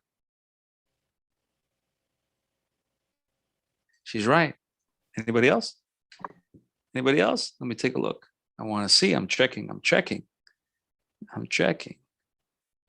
Well, Diana, okay, she's got a point. Maybe it's teacher centered, but Carmen Quispe. Yeah. So the problem is Justin Timberlake. Justin Timberlake is old news. Justin Timberlake is ancient history for teenagers today. They don't even know who he is. That's the problem, right? So Naida Enriquez, she says it too. They don't know who he is. He could be a nice guy. He's a nice guy. He used to be a good singer, right? Pretty decent looking guy, charismatic. He was in the movie Social Media, the Facebook movie, right? He did a couple other movies. He was in NSYNC, but nobody knows NSYNC. Who knows NSYNC today except if you're of a certain age, right? Nobody knows that. The kids don't know that. They don't know about that. So you have to make sure you choose the right thing. So let's watch a video quickly and tell me which of these, we're getting to the end of the presentation. So tell me which of these, motivational dynamics, tech dynamics, L2 output dynamics, kinesthetic dynamics do you see? Which ones do you see? There are 4 dynamics. Remember, tech, motivational, L2 output, kinesthetic. Which ones do you see in this class? Hopefully this will be a class like yours in a not so distant future. Okay, this is Mr. Rafael Rodriguez in the Dominican Republic. Good afternoon. Good afternoon, teacher. How are you? I am fine. Great. Okay, today we're going to be working with birds, right? Birds and examples of birds. Let's begin with this. What is this bird? And this? Run. And this? Read. And this? Look. And this? And this? Draw. Very good. So now, let's play this video. Please stand up, everybody. So you have to do the actions you watch on the screen, right?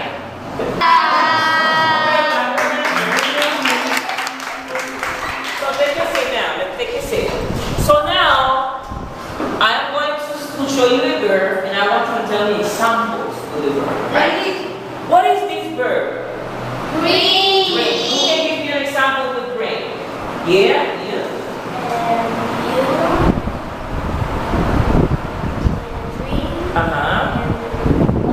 Very good. Very good. You drink water. Tell me what I'm doing. They are drinking the soda. They are drinking the soda. Tell me what. We are drinking and use apple juice. We are drinking apple juice. Very good. Let's continue. What is this verb? Eating. Eat and eating. Who can give me an example with eat? Tell me. You are eating the pizza. You are eating pizza. Very good. Yeah? I am eating pizza. Very good. I am eating pizza. You, Gabriel. I am eating in the hamburger. I am eating a hamburger. Irina.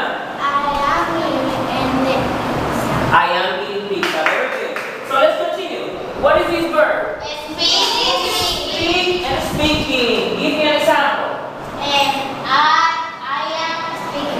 I am speaking English. Very good.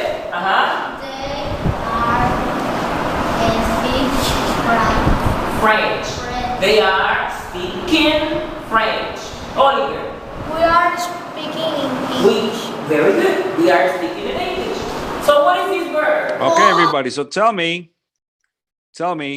what are the dynamics? What are the dynamics here? Do we have tech dynamics? Do we have kinesthetic dynamics? Do we have motivational dynamics? Do we have L2 output dynamics? Of the four, what do we have here? So Carito says kinesthetic and motivational and tech.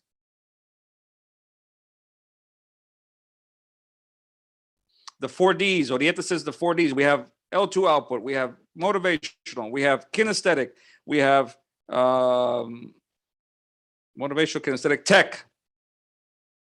Juan Carlos, 4Ds. Sarai, motivational. Hilda, 4Ds. Yeah, the 4Ds are there. We didn't get to see the whole video, but it's a lot of language. The students come up with a lot of language. Different verbs, different nouns, different pronouns. Different pronouns. You, we, they, I. That's very interesting. Examples. They're not reading from a script. They're coming from here. They're also dancing. They're imitating the verbs. They're watching the video. The video is very effective to engage the students.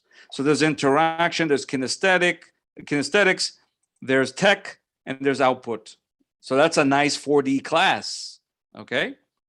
Now, you're not always going to have the 4Ds, but at least three. You should always have at least three, and then four. 3, 4, 3, 4. Always try to get as many Ds as possible. How about this class?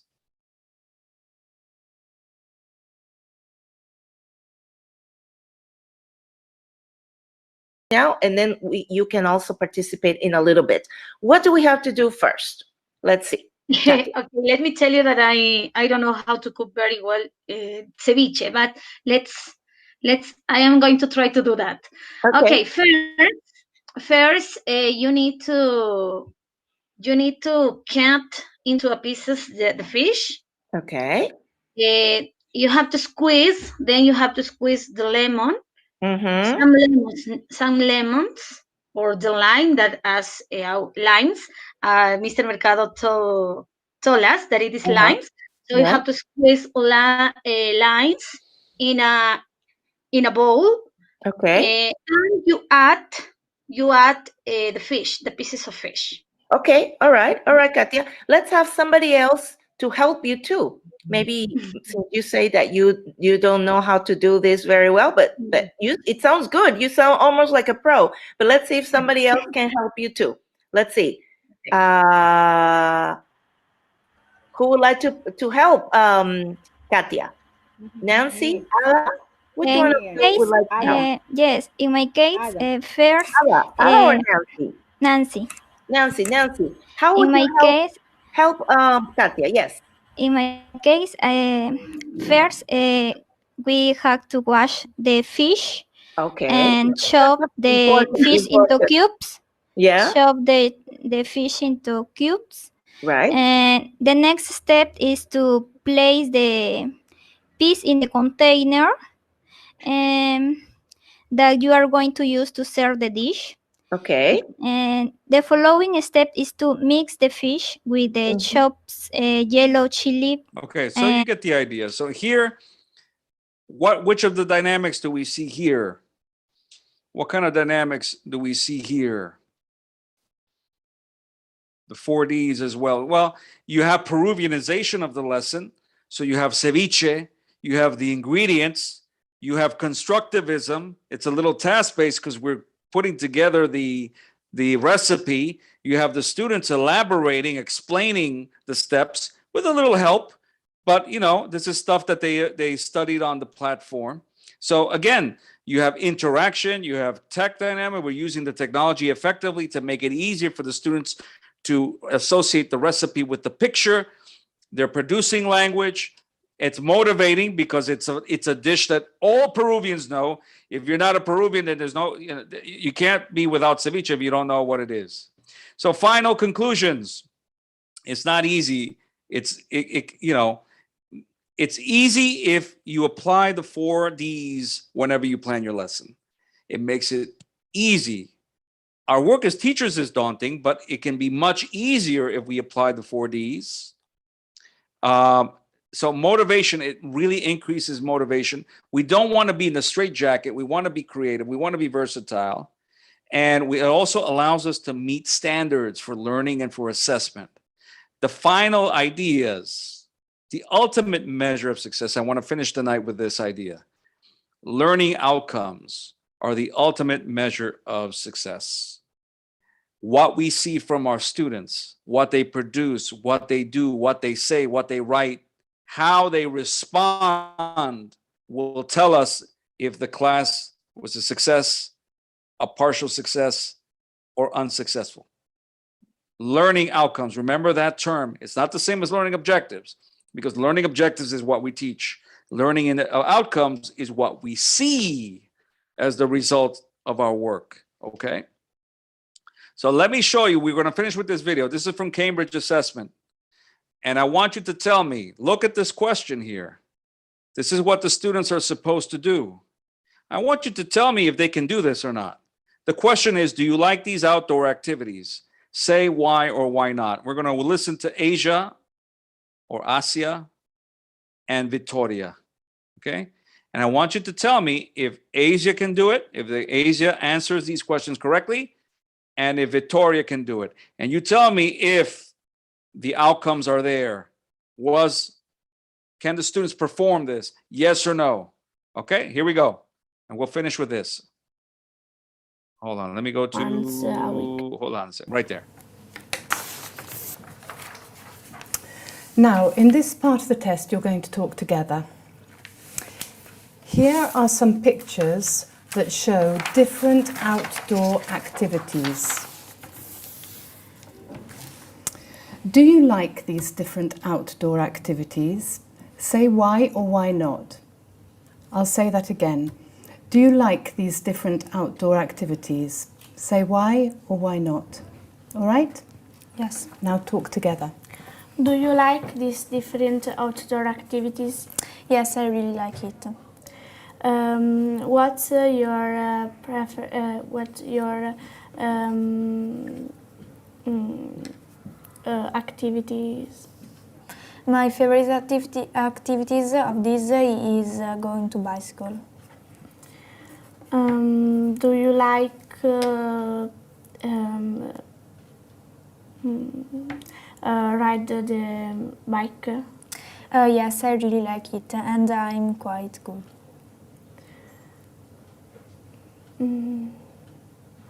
Do you like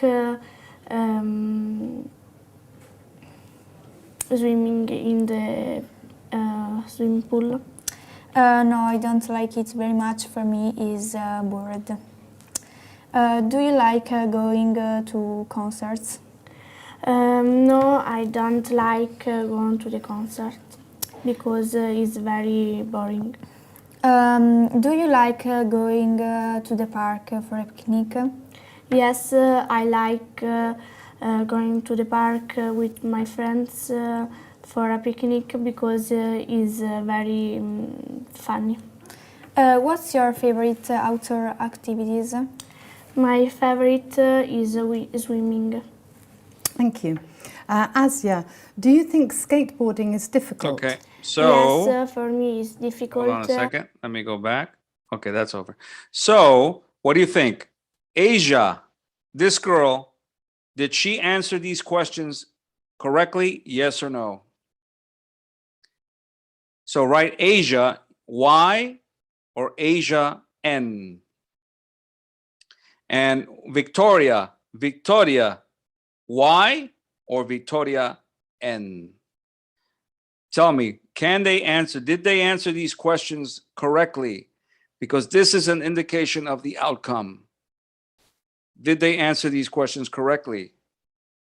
So let me just see, to finish, this is our ticket out, my own ticket. I know my dear friends at English Teachers in Peru have their own ticket out, but this is my ticket out. Tell me, did Asia answer this question correctly? So Carol says not at all. Okay. The first girl didn't answer why. Sometimes. Okay. All right. So here we go. Look.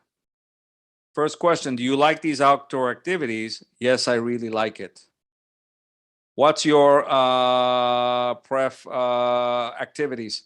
My favorite activities of this is going to bicycle. Is this the correct name of the activity? Yes or no? Do you like ride the bike? Yes, I really like it and I'm good. Do you like swimming in the swimming pool? No, I don't really like it very much. For me, it's bored. No, I don't like going to the concert because it's very boring. So she says, do you like going to, now they switch. Victoria, do you like going to concerts? No, I don't like going to the concert because it's very boring. So look, we heard this before. This is a crutch, what they call a muleta, right? In Spanish, bored, boring, or do you like going to the park for a picnic? Yes, I like going to the park with my friends for a picnic because it's very funny. What's your favorite outdoor activities? My favorite is swimming. So they don't answer this question, why or why not? So I finish with that idea.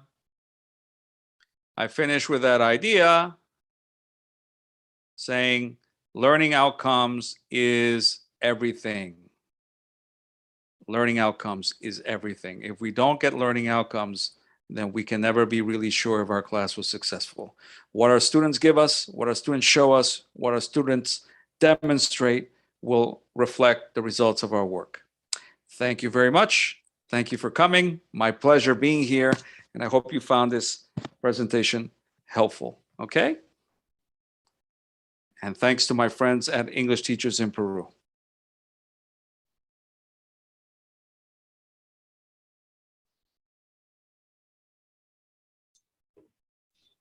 Thank you so much, dear Leonardo, for this amazing presentation. Now it's time to answer some questions. Now, please, Angela, can you help us with the questions? Sure. Hello, good evening. Welcome. Hello, how are you? So nice to see you again, Angela. It's also for me great to see you again. Thank you so much for this amazing presentation. I really loved every second of it. Thank you. And there are also lots of people here saying thank you so much. I have some questions here. The first question is from Miss Karina Hidalgo. She says, how can we do, or well, I'll rephrase it. What can we do with a student that doesn't want to interact with us during the class? Because, you know, sometimes the students are kind of shy, and well, virtually it's a lot more difficult because they turn off their camera and they just disappear. Right. I go back to one of the main points that I made. In order for us to help bring our students out of their shells, in order to help our students feel comfortable enough to come forward and want to participate and want to turn on their cameras, they have to lose that fear first. So we have to create an environment that is embracing, an environment that is welcoming, that is non-threatening. They have to understand that there's nothing to fear. So I always believe that when we create the conditions for students to succeed, if they do it once, if they do one thing right, just once, and you give them the feedback that they need to hear. So for example, the little boy's name is Carlos, and Carlos doesn't want to turn on his camera. And let's just say he just typed something. He didn't want to say it, right? So you give him the positive feedback. Hey, Carlos, everybody, did you see what Carlos wrote? Look at that. Carlos says, and so Carlos is like, wait a minute. Wow, the teacher recognized what I did. The teacher really liked what I did. Hey, maybe I'll try it again. All you have to do is pay attention to your students, give them feedback, the positive feedback, positive reinforcement. All they need to see is, hey, that wasn't so bad. That wasn't so difficult. And the teacher noticed me. And the teacher, because we need to pay attention to all of our students as closely as possible. We need to know them as much as possible. We need to find ways. That's why I talked about a needs analysis, because we need to find out from each and every one of our students how they feel, what makes them afraid. And if they're small, if they're very young, if we can get some of that information from the parents, then we know how to adapt the lessons so that we can create the conditions for that student to come out and try. All we need them to do is try once. If they try once and they succeed and they get this wonderful feedback from you, they're gonna say, hey, that wasn't so bad. Maybe I'll try again. And then they'll try again and they'll try again. And so you have to create the condition. I mean, we're not gonna expect them to speak like Barack Obama. We want them just to come out little by little out of the shell. Little successes. That's why I always insist there's nothing more motivating than success, whether it's for students or for teachers. Everybody wants to succeed. Everybody wants to feel good. Everybody wants to hear nice things, right? And so if the little boy is shy and then he sees, hey, I can do this, that's not so bad. And then they'll come out of the shell little by little. So it's not easy. Nobody said it's easy. That's why teachers are not paid as much as they should be. And that's why we're not appreciated as much as we should be, because it's daunting work. Nobody, not just anybody can be a teacher. There are so many things we have to keep in mind. We have to inspire our students. I mean, can an accountant inspire? Can an engineer inspire? No, teachers inspire. Teachers bring students to life. Teachers bring their spirits. You know, they bring them high because of the feedback they can give and the fun that they can create, the fun environment, the welcoming environment. So if the student likes the environment, you know, and sees that, you know, you're also interacting in a very nice way with the other students, they're going to lose that fear little by little. And so you have to figure out, how can I reach Carlos? How can I reach him? This is what we have to think. It's not just planning your activities. You know, it's not just, okay, I'm going to do the writing first, and then, you know, I'm going to move over to the, you know, reading and whatever. Okay, wait a minute. But how are you going to reach your students? How are you going to really make it for them, you know, first of all, to break down that barrier, help them lose the fear, create something that's, you know, welcoming, fun, engaging, memorable, so they can look forward to seeing you again and again. And then they're going to lose the fear, and they're going to have fun. Maybe Carlos had a little fear. It might be because he's naturally shy,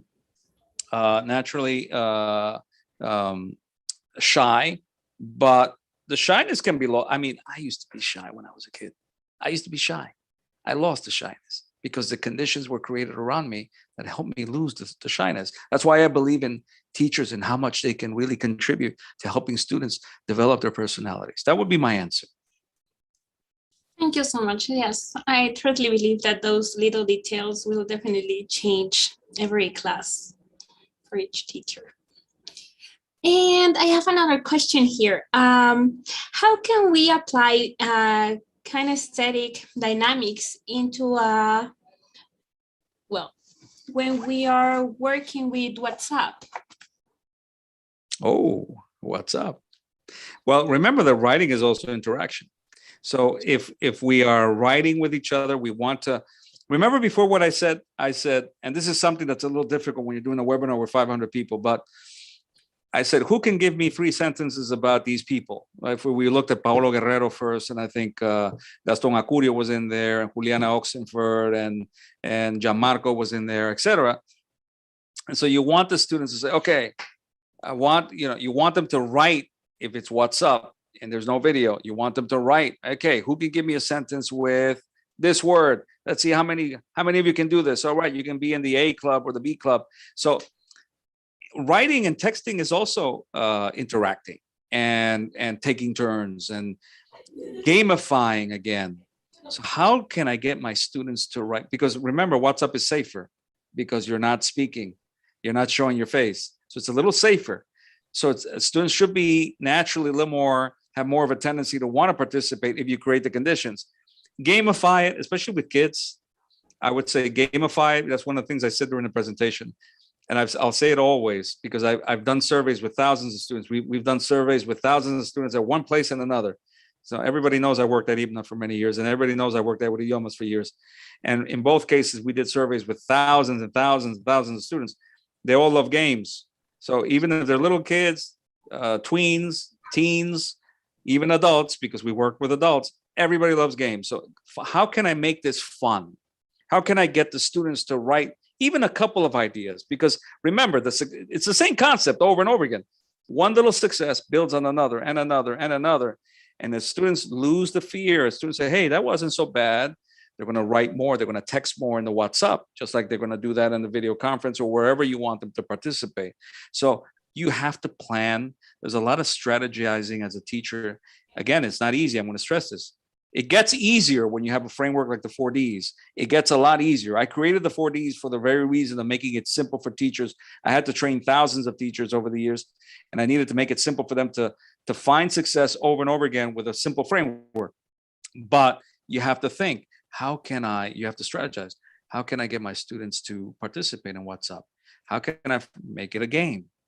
Because if it's something dry, hey, listen, I want everybody to ride, and no, make it a game. Make it a game. Make it teams, create teams, depending on how large your group is. I know that there are schools that still have 40 students in class. I know students that have 30 students in class. So we have to be very intelligent and clever and figure out, are all of them going to be actively participating? It also depends on how much time we have per session, but maybe it can have some that are fulfilling another role. They're observing how their classmates are writing to each other, and then you ask them questions about what their classmates wrote. So it doesn't necessarily mean that everybody has to be writing at the same time. So that's a lot of strategizing. How can I get the most out of WhatsApp? How can I gamify it, make it interesting, make it fun so that students will want to write? And I think that's probably the key to that particular question. Yeah, it is important to get motivated, like not only motivate our students, but also motivate ourselves to create something different all the time. Right. I mean, WhatsApp, the good thing about WhatsApp, if you do the work, because again, teachers have a lot of work, it's not easy to create lessons. Send them pictures. What can you tell me about this picture? Maybe it's Tom and Jerry. Maybe it's the Roadrunner. I don't know, whoever it is. Maybe it's a character they're familiar with.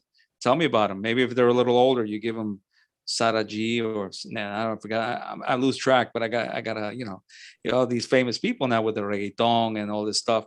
Who is this person? If you click the right person, again, it's research on your part. You got to do the work. You got to find out who these kids like. If you find the right people, they're going to be texting. They're going to be writing all kinds of stuff. It's like, that's my favorite reggaeton singer.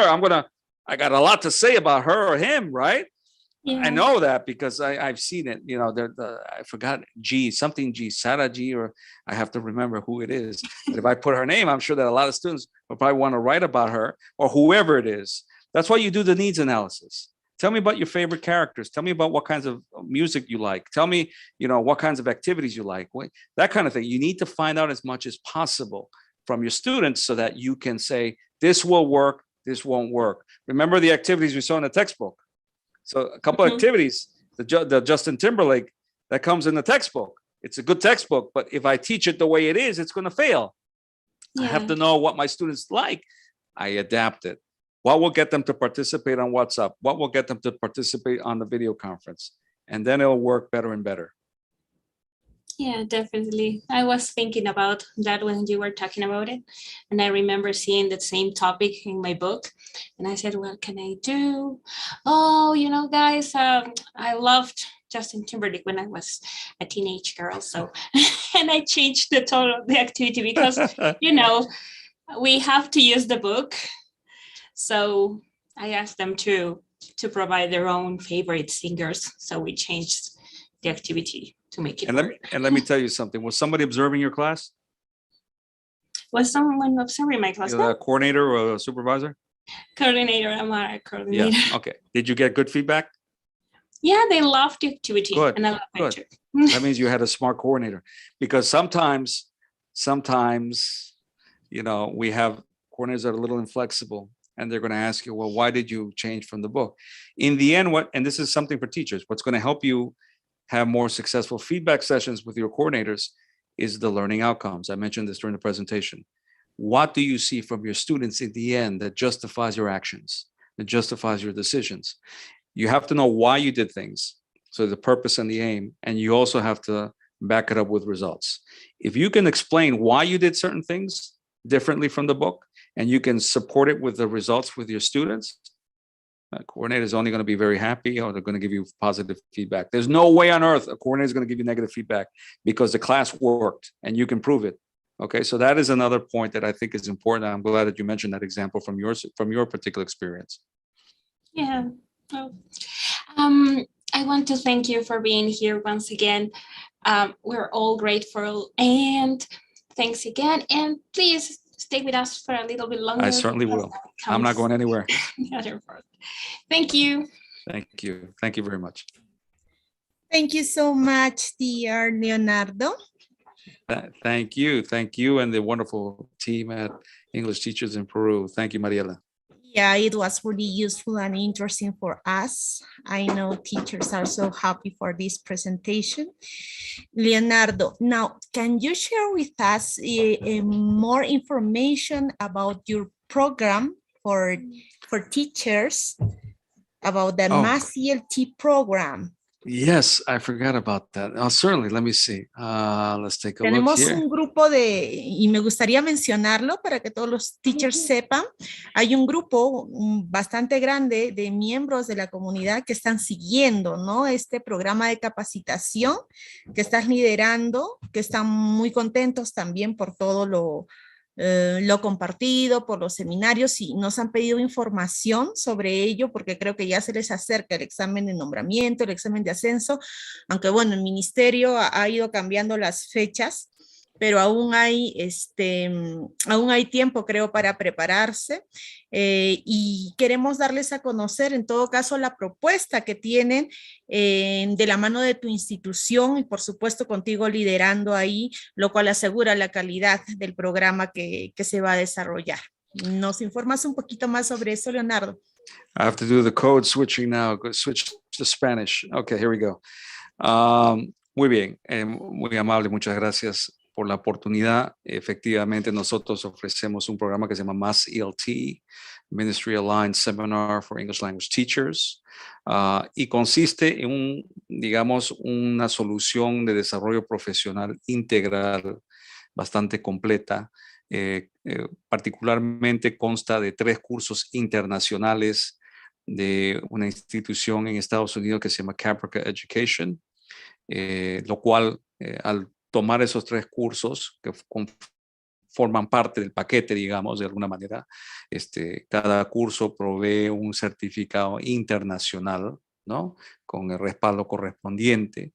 Y asimismo, al completar los 3 cursos, y estos cursos tienen que ver con los temas, las competencias, el temario en general de lo que se cubre también en los exámenes del Ministerio de Educación, ¿no? Para lo que es ascenso y lo que es nombramiento.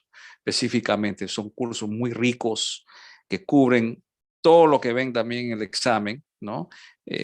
Porque efectivamente son bastante completos. Son cursos muy interactivos y al terminar los 3 cursos también un cuarto certificado que se otorga por 180 horas. Cada curso viene con un certificado de 60 horas y al completar los 3 cursos internacionales se recibe un cuarto certificado de 180 horas con la denominación Global Teacher Certificate. Asimismo, hay una serie de webinars o módulos que llamamos nosotros que justamente reciclan o tratan o repasan los puntos principales de estos cursos, pero principalmente con el enfoque hacia los exámenes de nombramiento y los exámenes de ascenso. Entonces, tienen un enfoque más particular con esa idea de ayudar a todos aquellos que participan en el programa a tener un desempeño, muy buen desempeño en los exámenes correspondientes. Asimismo, se tratan estrategias, se ven ejemplos de cómo se pueden contestar estas preguntas con el mayor grado de éxito, ¿no? De qué manera podemos maximizar, aplicando estrategias, maximizar nuestras posibilidades de éxito al tomar estos exámenes del Ministerio de Educación, aplicando estrategias que en realidad van a ayudar mucho a poder identificar las mejores alternativas de respuesta para cada una de las preguntas que pueden aparecerse, porque hay muchos temas que se tratan en los exámenes que hemos mencionado. Y asimismo también se ven se hace una preparación para el TKT, se tratan justamente temas del TKT también, entonces es un programa bastante completo que otorga los certificados internacionales, que los prepara para los exámenes del Ministerio de Educación y que también los prepara para el examen internacional del TKT, entre otros que existen, ¿no? Los cursos están alineados con los estándares internacionales de IELTT, que es de Europa, ¿no? CEA, que tiene base en Estados Unidos, pero en ambos casos son estándares de acreditación internacional, y por supuesto también los estándares de TESOL International, que también tiene sede en Alexandria, Virginia. Así como también hay un proyecto que se hace como una forma de desarrollar un plan de desarrollo profesional, digamos, propio. Puede hacerlo de manera individual o también lo puede hacer en conjunto con un colega. Al completar los 3 cursos, al participar en un mínimo de 5 módulos o webinars, y además de hacer el proyecto, le otorgamos un certificado de 230 horas, ¿no? Son temas bastante actuales, y vamos a ver una pequeña muestra. Ok, perfecto. Entonces, los cursos de Caprica para docentes de inglés, como también lo que son coordinadores, que ese es otro tema aparte, precios inigualables, y acá están comprendidos dentro de un paquete, haciendo para maximizar la posibilidad de que sean accesibles para los docentes en el Perú. Y aunque también hay docentes de otros países. Una consulta, Leonardo, disculpa que te interrumpa para que los teachers tengan la información clara en el slide anterior. Entonces, el programa consta de, bueno, la propuesta que quisiste llegar para toda la comunidad, para todos los English teachers, son los tres cursos que son en plataforma, y justo ponías en el slide, cada curso tiene una certificación de 60 horas, ¿verdad? Correcto. Correcto. Adicionalmente a ello, adicionalmente a la certificación individual de cada curso, ahí está, hay una certificación que es la del Global Teacher Essential, creo que es de 180 horas, ¿no? Por haber llevado todo el programa completo. Además de ello, tienen la posibilidad, además de esos 4 certificados y los de los seminarios, me imagino, de obtener el certificado que nos mencionabas hace un momento de 320 horas, ¿eran? Las 230 horas. 230 horas, de 230 horas, que es opcional, ¿no? Si los docentes quieren presentar un proyecto adicional, ¿verdad? Correcto. Entonces, con ello tendrían un certificado adicional, más allá de todos estos que están dentro de toda la propuesta. Los certificados van a nombre de la institución, ¿verdad? De Caprica Education. Correcto. Y hay una opción adicional que ya hemos, digamos, ya se ha podido confirmar con la Universidad de la Ciudad de Nueva York, que justamente que aquellos que están, porque normalmente cuando se compra el curso directo de Caprica Education, el certificado ya viene, pero es otro precio, viene con el aval de la Universidad de la Ciudad de Nueva York. Pero acá lo hemos hecho de tal manera para que sea asequible a todos, ¿no? Un poquito siendo conscientes, digamos, de la necesidad de maximizar la oportunidad de desarrollo profesional a un precio bastante razonable, pero a su vez también teniendo como una opción para aquellos que lo desean. Este mes hemos ya confirmado que se van a ofrecer exámenes orales a final de cada curso de Caprica Education por parte de evaluadores de la universidad, que ofrece a los participantes en el programa tener un quinto certificado o hasta sexto y séptimo, porque son por cada curso. Al terminar el curso, tomaría un examen oral final de 8 a 10 minutos, y de acuerdo al desempeño se le podría otorgar un certificado de la misma universidad. Ah, genial, de la Universidad de New York. Ah, eso sí, ya. Creo que sería un gran beneficio, sobre todo para el currículum, que siempre, ¿no? Los docentes, más allá de la preparación que tenemos por estos exámenes que se vienen, son certificaciones, sobre todo las internacionales, las más valoradas por las diferentes instituciones, ¿no? A nivel nacional, al menos en el área de inglés es así. Ya. Sí.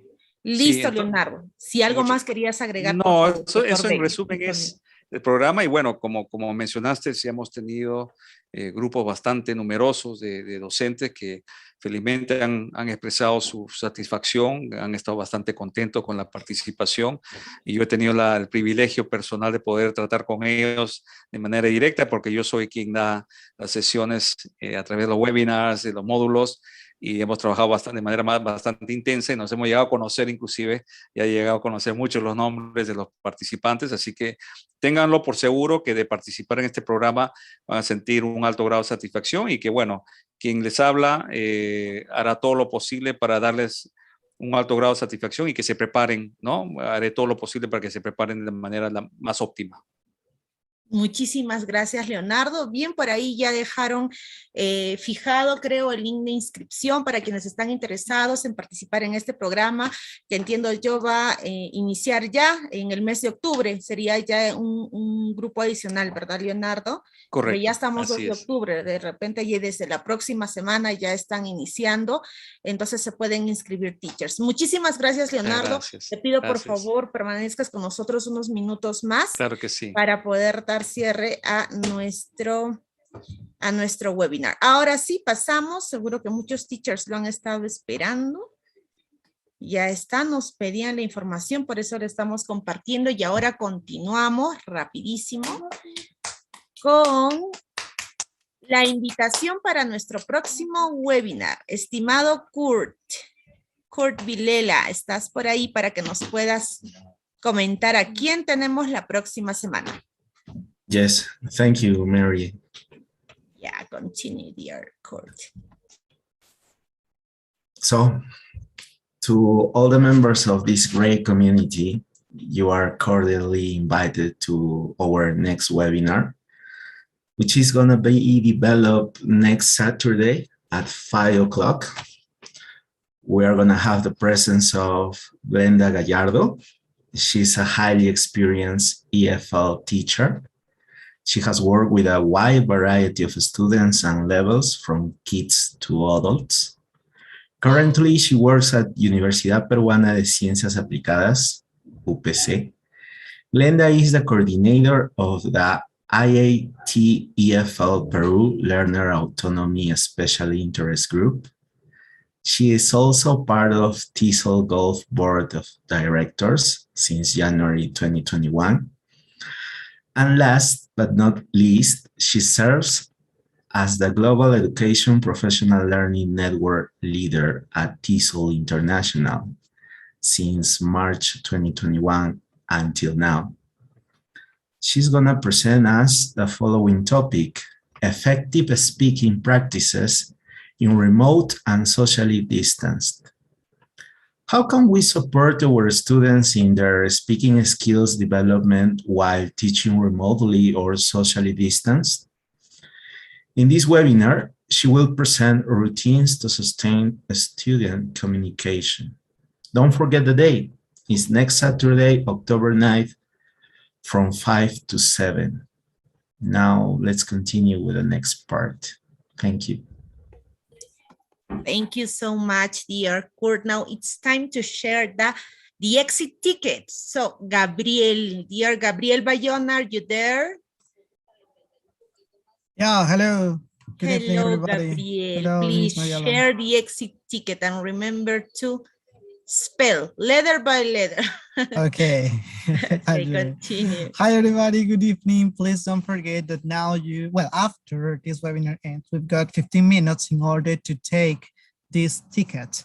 Please pay attention to it. I will spell it for you. So it's HTT, so it means double T, PS, column, double slash, CUTT.ly slash, in capital letters, ET, small letters, I, capital letters again, P, English teacher in Peru, and then we're going to write the number 7, SEVENTH.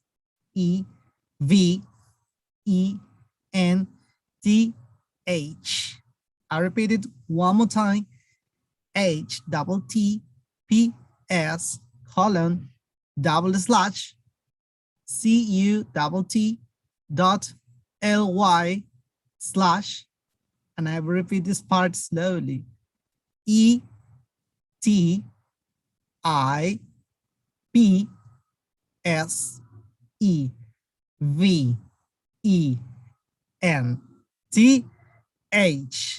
So you will do it. Thank you, Miss. Thank you, Gabriel. Please, teachers, try to take a photo if you need it, please.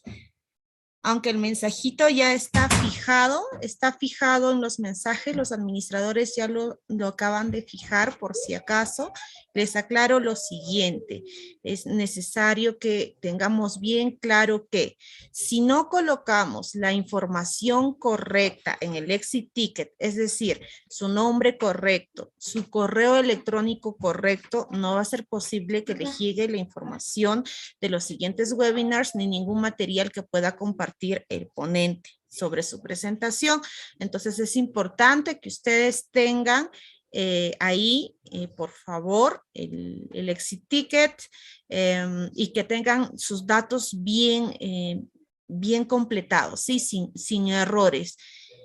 Ahora, después de que ustedes llenan el exit ticket, saben que lo han llenado porque automáticamente Google Form les envía un acuse de recibo de recepción a su mismo correo, al correo con el que lo han llenado, que asumo es Gmail también. ¿Listo?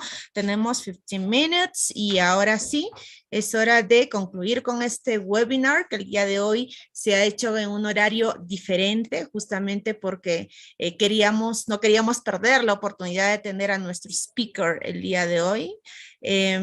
Estamos todos los administradores de la comunidad English Teachers in Perú, especialmente agradecidos y especialmente emocionados por todo el apoyo que siempre recibimos de toda la comunidad, porque siempre nos siguen, siempre están con nosotros y esperamos que todo este maravilloso equipo que colabora, que está siempre tratando de compartir todo lo que tienen a la mano para poder apoyar a todos los maestros. Esperamos que ese trabajo sea también fructífero para todos ustedes, queridos colegas.